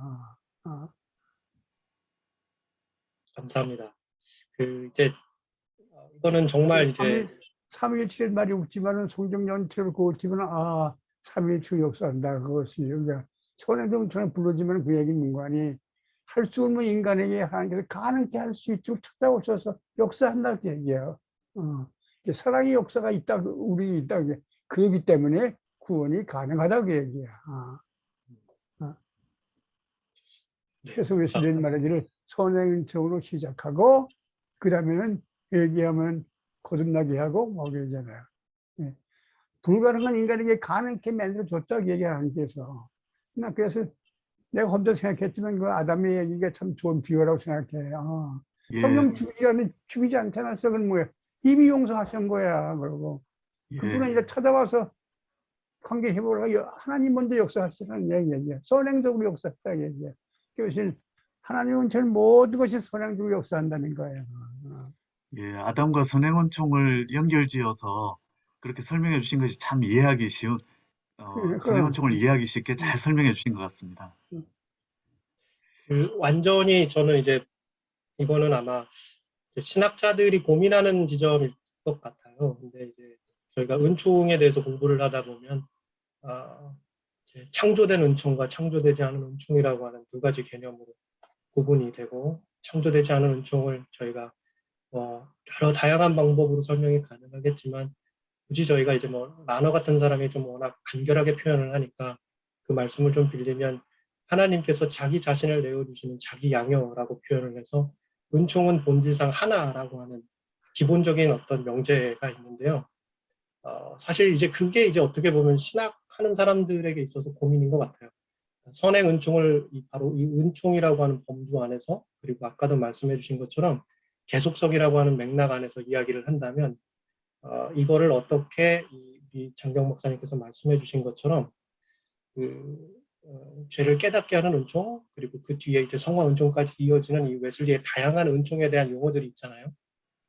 구원이라고 하는 순서 안에서 이 은총이라고 하는 것을 다양한 용어들로 구분해 가지고 이렇게 표현을 해주고 있는데, 계속성이라는 맥락, 그리고 이 은총이라고 하는 것을 두 가지, 창조된 은총과 창조되지 않은 은총이라고 하는 걸로 구분을 해서 창조되지 않은 은총이라고 하는 개념 안에서 본질상 하나인 은총을 어떻게 이 구분하면서 용어를 구별적으로 부여하면서도 이 연속성 있게 웨슬리 안에서 우리가 이해하고 설명할 수 있는지, 그리고 그렇게 연속성 있게 은총이라고 하는 그 긴 맥락 위에 선행 은총과 또 죄를 깨닫게 하는 은총, 또 성화시키는 거룩하게 하는 은총까지 이어지는 이 웨슬리의 은총관 안에서 이미 경륜적 관점으로 이제 선행 은총이라고 하는 차원을 하나를 이미 이제 못을 한번 박았기 때문에 이것이 어떻게 가능성의 영역에서 우리의 책임이라고 하는 것을 통해서 같이 협력하여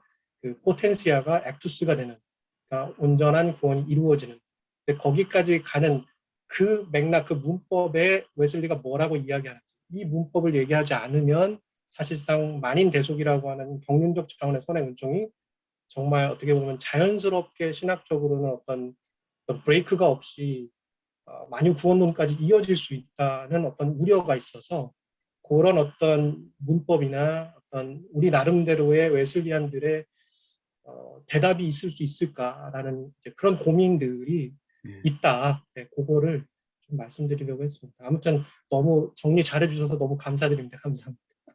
제가 한 말씀 잠깐 드릴까요? 장정 박사님. 예, 예.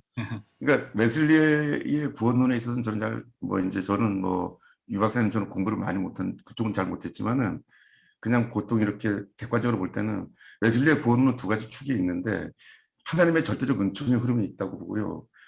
그것에 상반된 그것과 같이 관련 지으는 인간의 어떤 자유의지의 부분 회복서부터 성화 때 그 온전한 그 하나님 형상 회복까지 인간의 어떤 반응할 수 있는 가능성 내지는 반응의 그 어떤 범위가 규정돼 있으면서 함께 인간 쪽에서도 같이 이것과 함께 더불어 성장하는 그런 두 가지 흐름이 있는데 예를 들어 이제 유 박사님께서 그 선행은총을 주셨고 이것이 경륜적으로 하나님께 주셨는데 왜 이것이 보편 흐름으로 가지 않느냐면 웨슬리의 구원론 자체가 두 가지 관점이기 때문에 가능하다고 봅니다. 은총론만 보면 만인 구원론으로 충분히 갈 수 있지만 항상 뭐냐면 인간의 반응을 얘기하는 인간 편에서 볼 때 첫 번째 선행은총을 통해서 회복되는 것은 우리들의 그 하나님 형상이 온전히 회복되는 것이 아니고 잘 이제 아시지만은 뭐 기본적이잖아요. 그러니까 아까도 우리 조은현 총장님 그 발전하셨지만 부분적인 어떤 인간의 자유의지의 회복이기 때문에 그러니까 부분적으로 회복됐다가 이것이 점점 커지면서 온전히 성화되기 때문에 요 어떤 그 만인 제사장으로 흐를 수 없는 어떤 인간론적인 어떤 그런 그 브레이크가 있다고 봅니다. 그래서 그런 맥락에서 이렇게 보시면 좋지 않을까 싶고 이제 그런 맥락에서 이제 저도 이제 잘 궁금했던 게 그거거든요. 그러니까 그러니까 자유의지라고 하는 그 개념을 이제 어떻게 우리는 설명해야 될까라고 얘기했을 때 우리 그 감리교 쪽에서는 그것을 존재론적으로 해석을 하더라고요. 보니까 자유의지라는 개념을 우리는 어떤 관계론적 그러니까 하나님의 은총이 어떤 우리에게 주신 그거에 따라서 우리가 그것과 관계되어서 우리의 어떤 점점점 자유의지가 점점점 써서 점점점 우리의 형상이 회복되는 그런 관점의 흐름이 우리 쪽에는 있는데 이제 그 저의 이제 사실은 뭐 만나서 이제 말씀 드려야 되겠지만은 그 자유의지라는 개념을 어떤 식으로 우리는 봐야 되는가 매슬리적으로 그 문제가 상당히 오늘 그 질문하신 질문과 이제 그 굉장히 연관되어 있는 뭐 그런 맥락인 것 같습니다. 근데 여하튼 저는 뭐 그냥 거칠게 그렇게 말씀을 좀 드리고 싶습니다.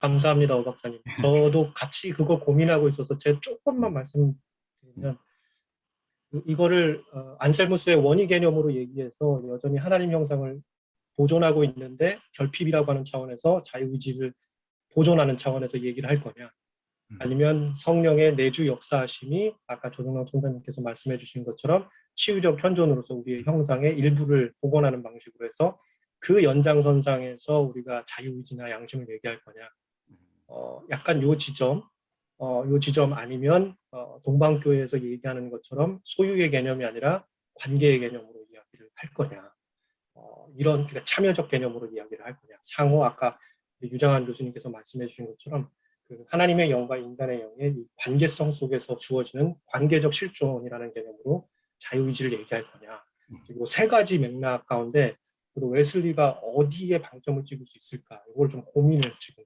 하고 오고 있는데 그거 좀 지적해 주셔서 너무 감사합니다. 인간의 반응 가능성에 대한 회복이 그게 보편적인 은총 그 자체가 구원의 은총은 아니기 때문에 그 양자에서의 어떤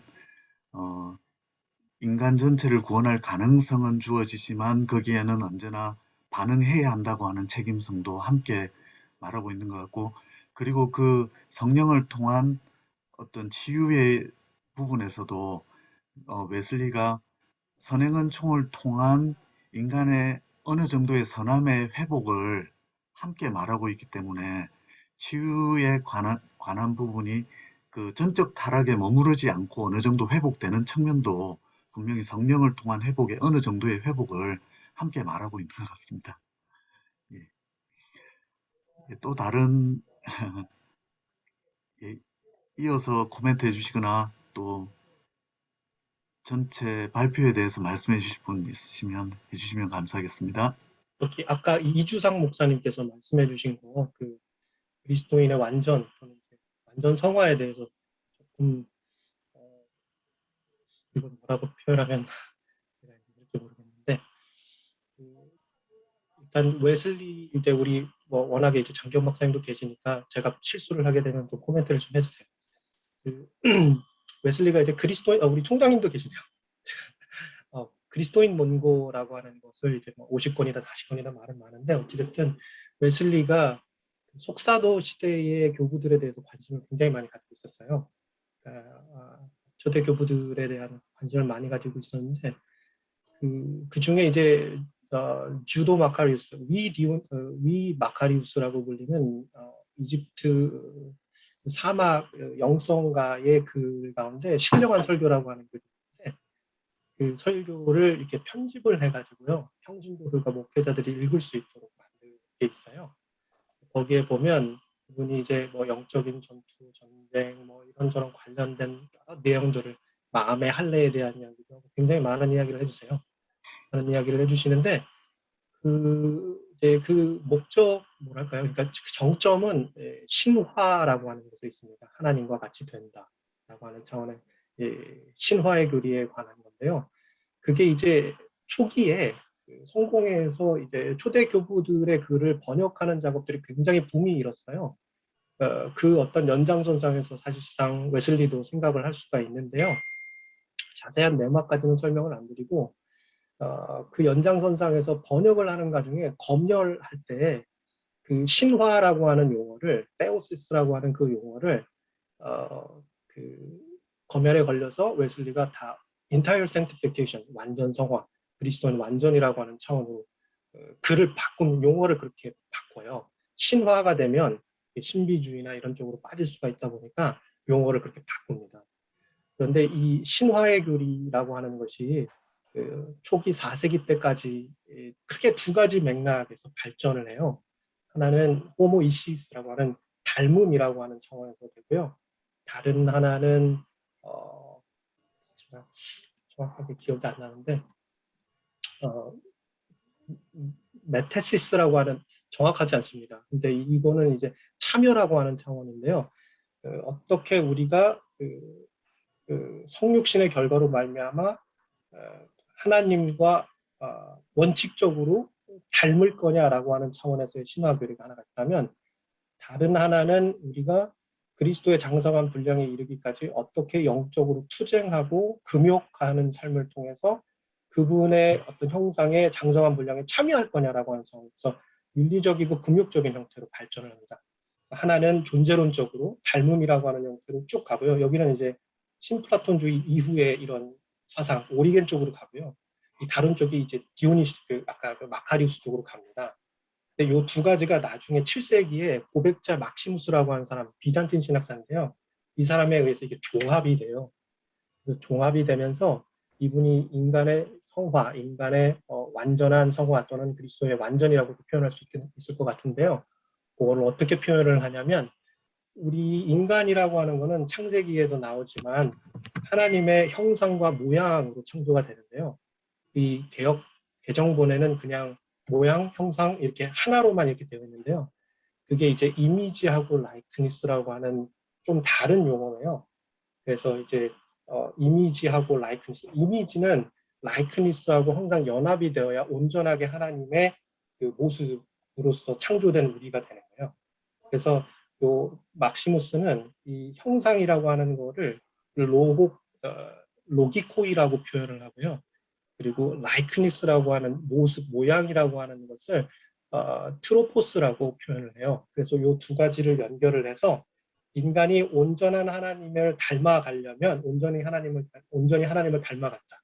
완전한 은총의 목적으로서 정점으로서의 성화라고 하는 것은 이 형상과 모양이 일치되는 것을 말하는 건데, 이 로기코이라고 하는 것은 하나님의 로고스로 말미암아 창조된 우리가 가지고 있는 어떤 본질적인 하나의 원칙 같은 거예요. 존재의 원칙이고요.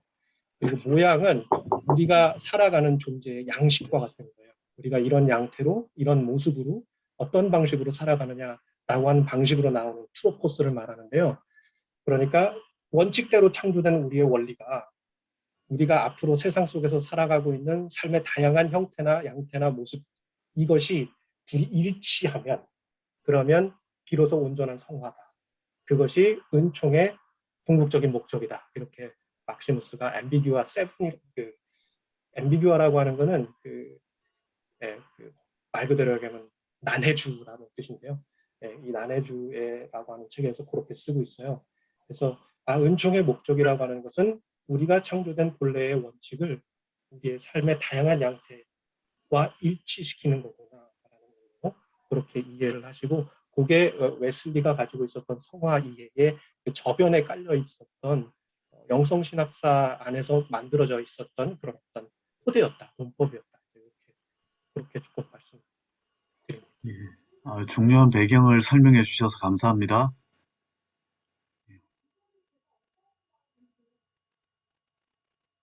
이주성 목사님, 아까 질문하실 때 혹시 어떤 문제의식이나 어떤 생각이 있으셔서 질문하셨을 것 같은데 한 번 더 말씀해 주실 수 있으신지요? 목회 현장에 있다 보니까 그 현대 교회가 신학이 실종이라고 이렇게 신학자들이 진단하고 계시고, 또 한국 교회는 하나님 나라가 부재하다. 물론 극단적인 표현일 수는 단편적인 표현이겠지만 하나님 나라가 부재하고, 그다음에 오늘날 교회가 복음이 실종되었다. 이런 목회 현장의 진단들이 나오고 있는데, 웨슬리 신학을 공부하다 보면 좀 문제점을 좀 발견하게 되는 것 같습니다. 현장 목회는 어떤 축복, 기복적인 그런 메시지들이 막 가득한데, 웨슬리의 메시지는 그런 관점이 아니고 구원론적인 메시지가 대부분이기 때문에 메시지의 성격이 많이 다르다. 목회 현장과 웨슬리의 어떤 신학의 현장에서 외치는 성경적인 교리와 그런 차이점이 많다는 겁니다. 그래서 저는 웨슬리 신학이 재발견되어야, 성서적인 진리들이 재발견되어야 그것이 목회 현장에서 교회를 부흥시키는 원동력이 되지 않을까.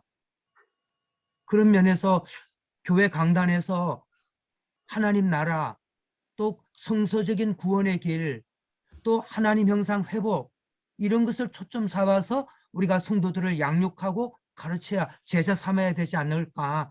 이런 목회적인 어떤 통찰을 좀 제가 깨닫는 것 같습니다. 근데 다른 분들은 어떻게 생각하는지 좀 궁금해서 질문했던 겁니다. 예, 목사님. 이 자리에 계신 분들이, 많은 분들이 동의하는 관점인 것 같습니다, 목사님.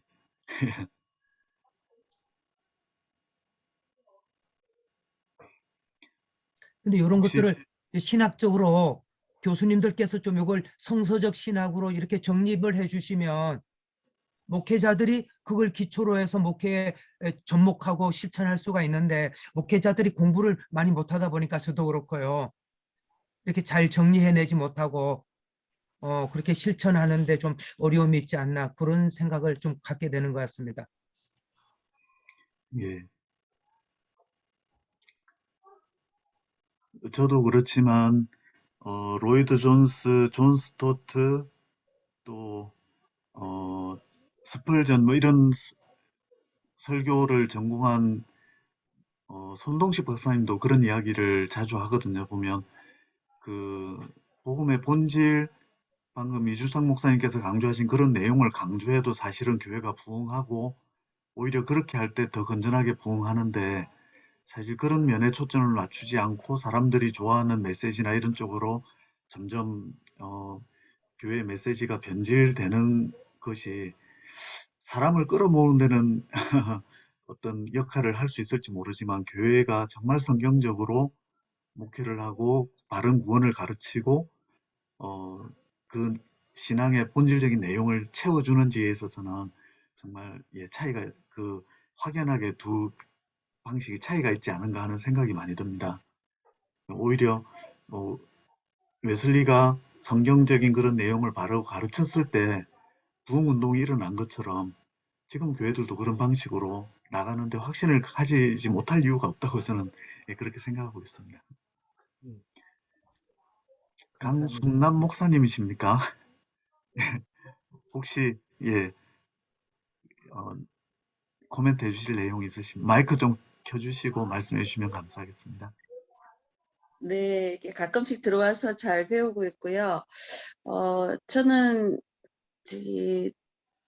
이번에 메타버스 시대에 이제 앞으로의 신학의 준비성에서 저는 이제 개인적으로 요번에 웨슬리 신학이 정답이 되지 않을까 그렇게 해서 제가 레포트를 하나 마무리를 했었는데 사실은 지금 젊은이들이 엄청나게 이제 뭐 거의 인터넷 세상에서 살고 있고 또 지금 뭐 이 팬데믹 상황에서 대면과 비대면 상황이 공유되는 이제 공존하는 시대인데 지금 계속 이 흐름에서 지금 조금 전에도 박사님 말씀하신 것처럼 우리 조 박사님도 말씀하셨고 이 본질 회복과 또 선행적으로 하나님께서 주신 이런 정말 먼저 이렇게 구원해 주시고 손을 내밀어 주신 것들에 대한 좋은 이런 메시지들 또 웨슬리가 말한 그런 뭐 선행적인 은총이나 또 우리가 구원론 이런 부분들에 대한 또 완전 성화에 대한 이런 오래된 언어보다 젊은이들이 조금 더 이해할 수 있고 쉽게 다가갈 수 있는 친근한 신학적인 용어도 좀 재정립이 필요할 것 같고요.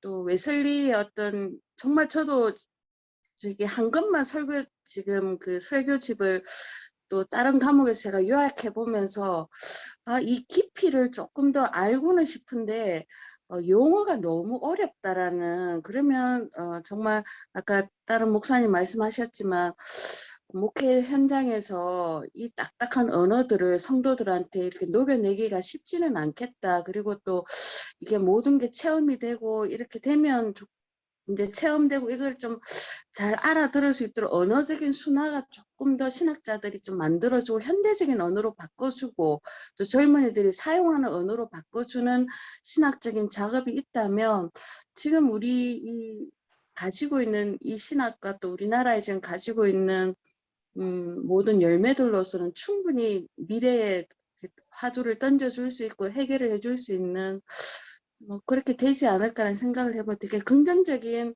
저는 마무리가 이렇게 좀 요약이 되더라고요. 그래서 그런 부분에 좀 이렇게 좀 해주시면 좋지 않을까라는 생각을 잠시 해봤습니다. 감사합니다. 예, 정말 중요한 내용인 것 같습니다. 웨슬리가 옥스포드에서 한 10년 정도 가르친 후에 목회를 나갔는데 설교를 해도 아무도 못 알아듣는 것 같으니까 충격을 받아가지고 그 베시라고 하는 가정부에게 자기 설교문을 먼저 읽어보게 합니다. 읽어보면서 설교문을 읽는데 읽어줄 때 모르는 내용이 나오면 손을 들어서 표현해 달라고 그러는데 너무 많은 표현을 하니까 웨슬리가 충격을 받아가지고 그 다음부터 꾸준히 베시에게 계속 읽어주면서 모르는 내용을 어려운 내용을 대중이 알아들을 수 있는 용어로 고치고 뭐 그렇게 하거든요. 그게 이제 그 당시에 찬송이나 뭐 그다음에 예배 방식 이런 모든 것들도 사실은 웨슬리는 대중화하면서 사람들이 충분히 이해하고 수용할 수 있는 그런 용어로 고치는 과정을 많이 거쳤는데 지금 우리가 정말 훌륭한 내용을 갖고 있어도 사실은 교회의 신학적인 내용일 뿐이지 교회가 활용할 수 있는 내용으로 잘 전달되지 않는 것이 문제인 것 같습니다. 정말 중요한 지적을 해주시는 것 같고 그걸 옮기기 위한 노력을 참 많이 기울여야 될 것 같습니다. 예, 감사합니다. 임경묵 전사님 혹시 마이크 켜주시고요. 저는 이주성 목사님 이렇게 질문한 거 듣고서도 좀 많이 감명이 깊었는데요.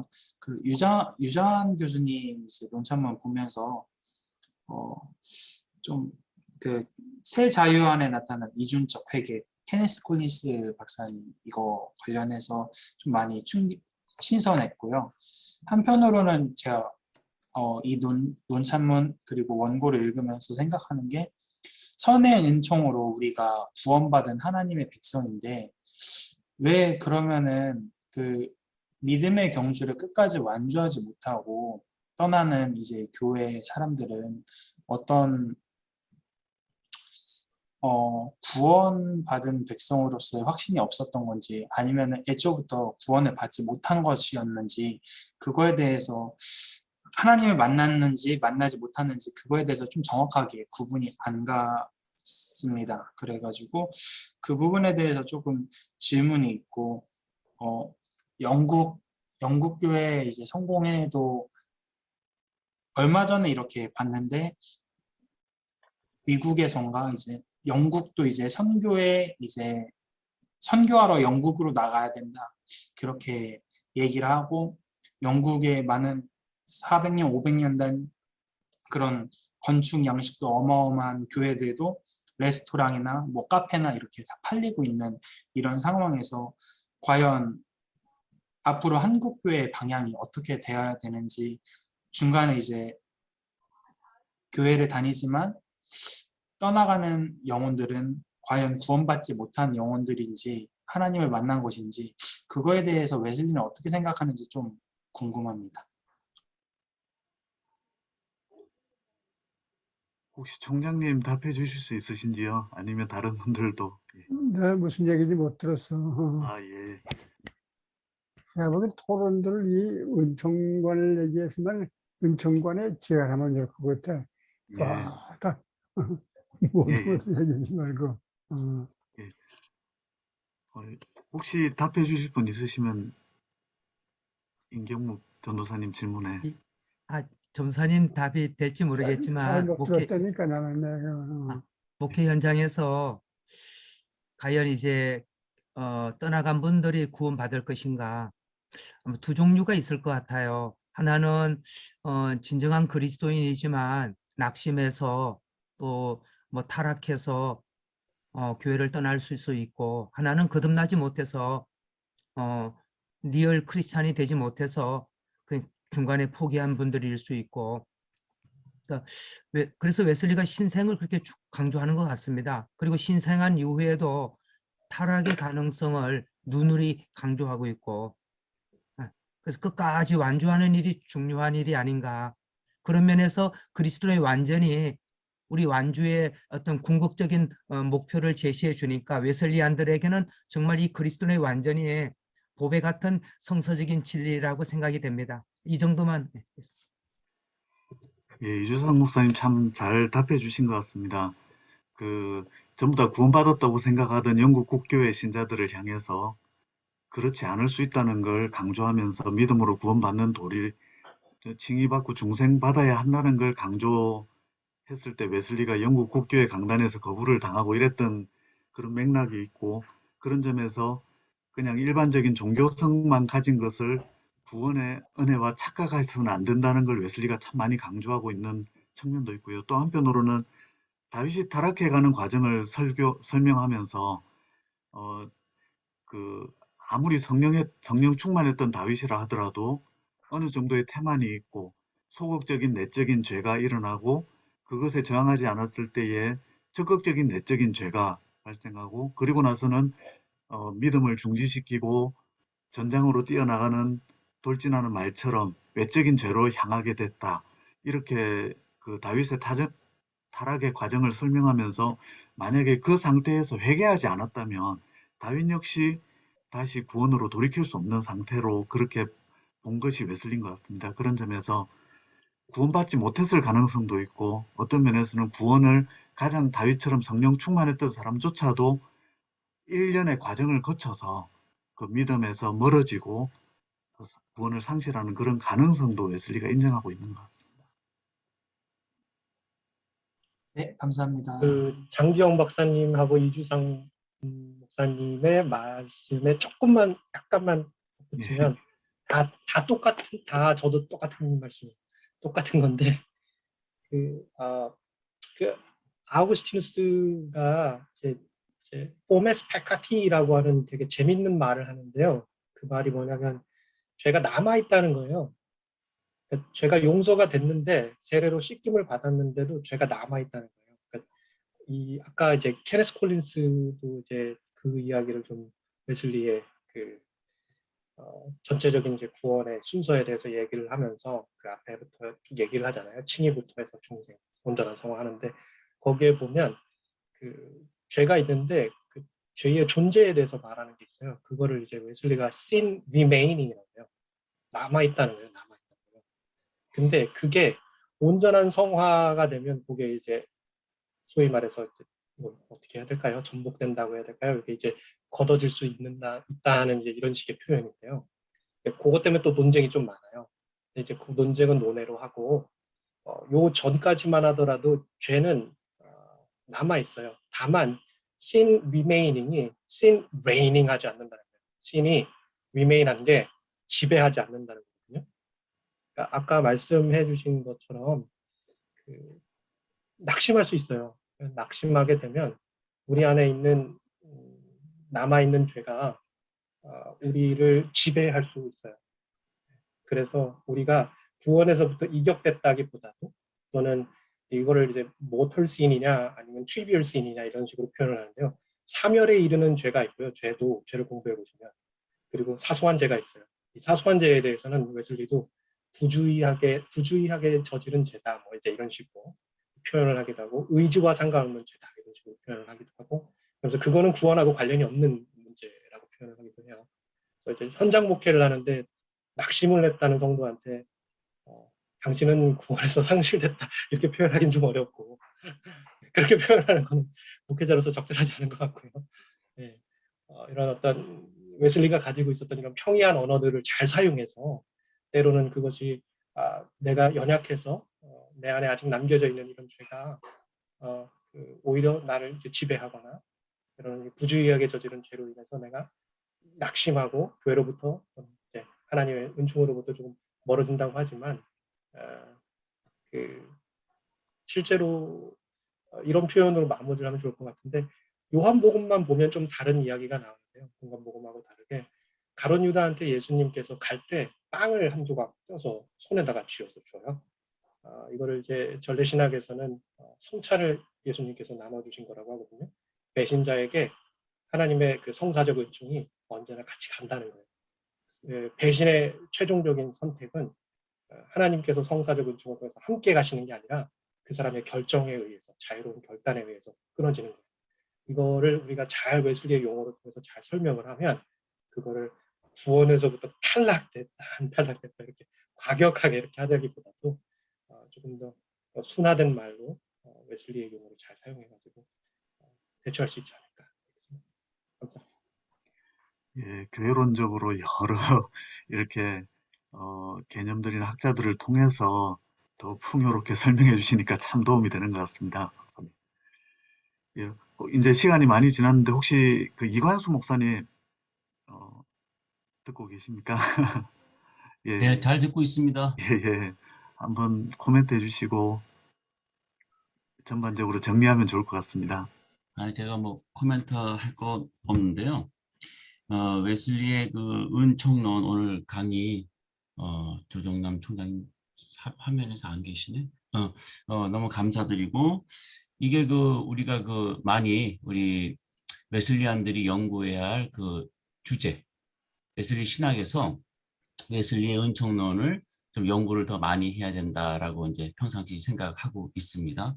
그리고 저는 오늘 그 계속성 이 단어의 은혜를 많이 받았습니다. 이 계속성이라는 단어를 제가 오늘 듣고 바로 이거다.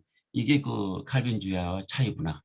커먼 그레이스, 세이빙 그레이스하고 참 차이구나 하고 그 개혁주의 노선의 조직신학 책하고 우리 이제 그 웨슬리안 조직신학 책하고 이제 그 목차를 딱 보면 차이가 나요. 그리고 또 하나 뭐 차이가 나는 게 캐톨릭의 그 조직신학 책을 보면은 강조되어 있는 부분이 은총론 챕터가 있습니다. 그런데 이상하게 은총론 챕터가 약해요. 개신교는. 그리고 이제 웨슬리안은 이걸 더 강조할 수 있다. 그래서 개혁주의 조직신학 책에 비해서 우리 웨슬리안 조직신학에서는 은총론을 더 강조할 수 있고 그 할애를 많이 할 수 있다. 강점을 더 부각시킬 수 있다. 이런 표현이 오늘 좀 더 이렇게 생각이 들었습니다. 그래서 여기 또 그 공부하시는 학자들도 많으신데 웨슬리안 조직신학 책을 뭐 굵고 뭐 읽을 것보다는 그 이제 케네스 콜린스의 존 웨슬리 신학, 이 책도 조직 신학 책이지만은 그냥 조직 신학이라는 이름을 붙여가지고 왜냐하면 아마존에서 시스테매틱 티올로지 딱 치면 개혁주의 조직 신학 책밖에 검색이 안 돼요. 웨슬리안 조직 신학 책은 검색이 안 돼요. 웨슬리자를 넣어야만 검색이 되거든요. 그러니까 시스테매틱 티올로지를 치면서 웨슬리안 조직 신학 책을 조직 신학 책이 좀 나와야겠다. 저는 이제 이 생각이 들어요. 그냥 제가 좀 안타까워서 한 말씀만 드리면, 평신도들은 서점 가서 책을 찾으면 감리교인이 가가지고 칼빈 신학 책 들고 공부를 합니다. 뭔지를 모르니까. 설명을 안 해놨어요.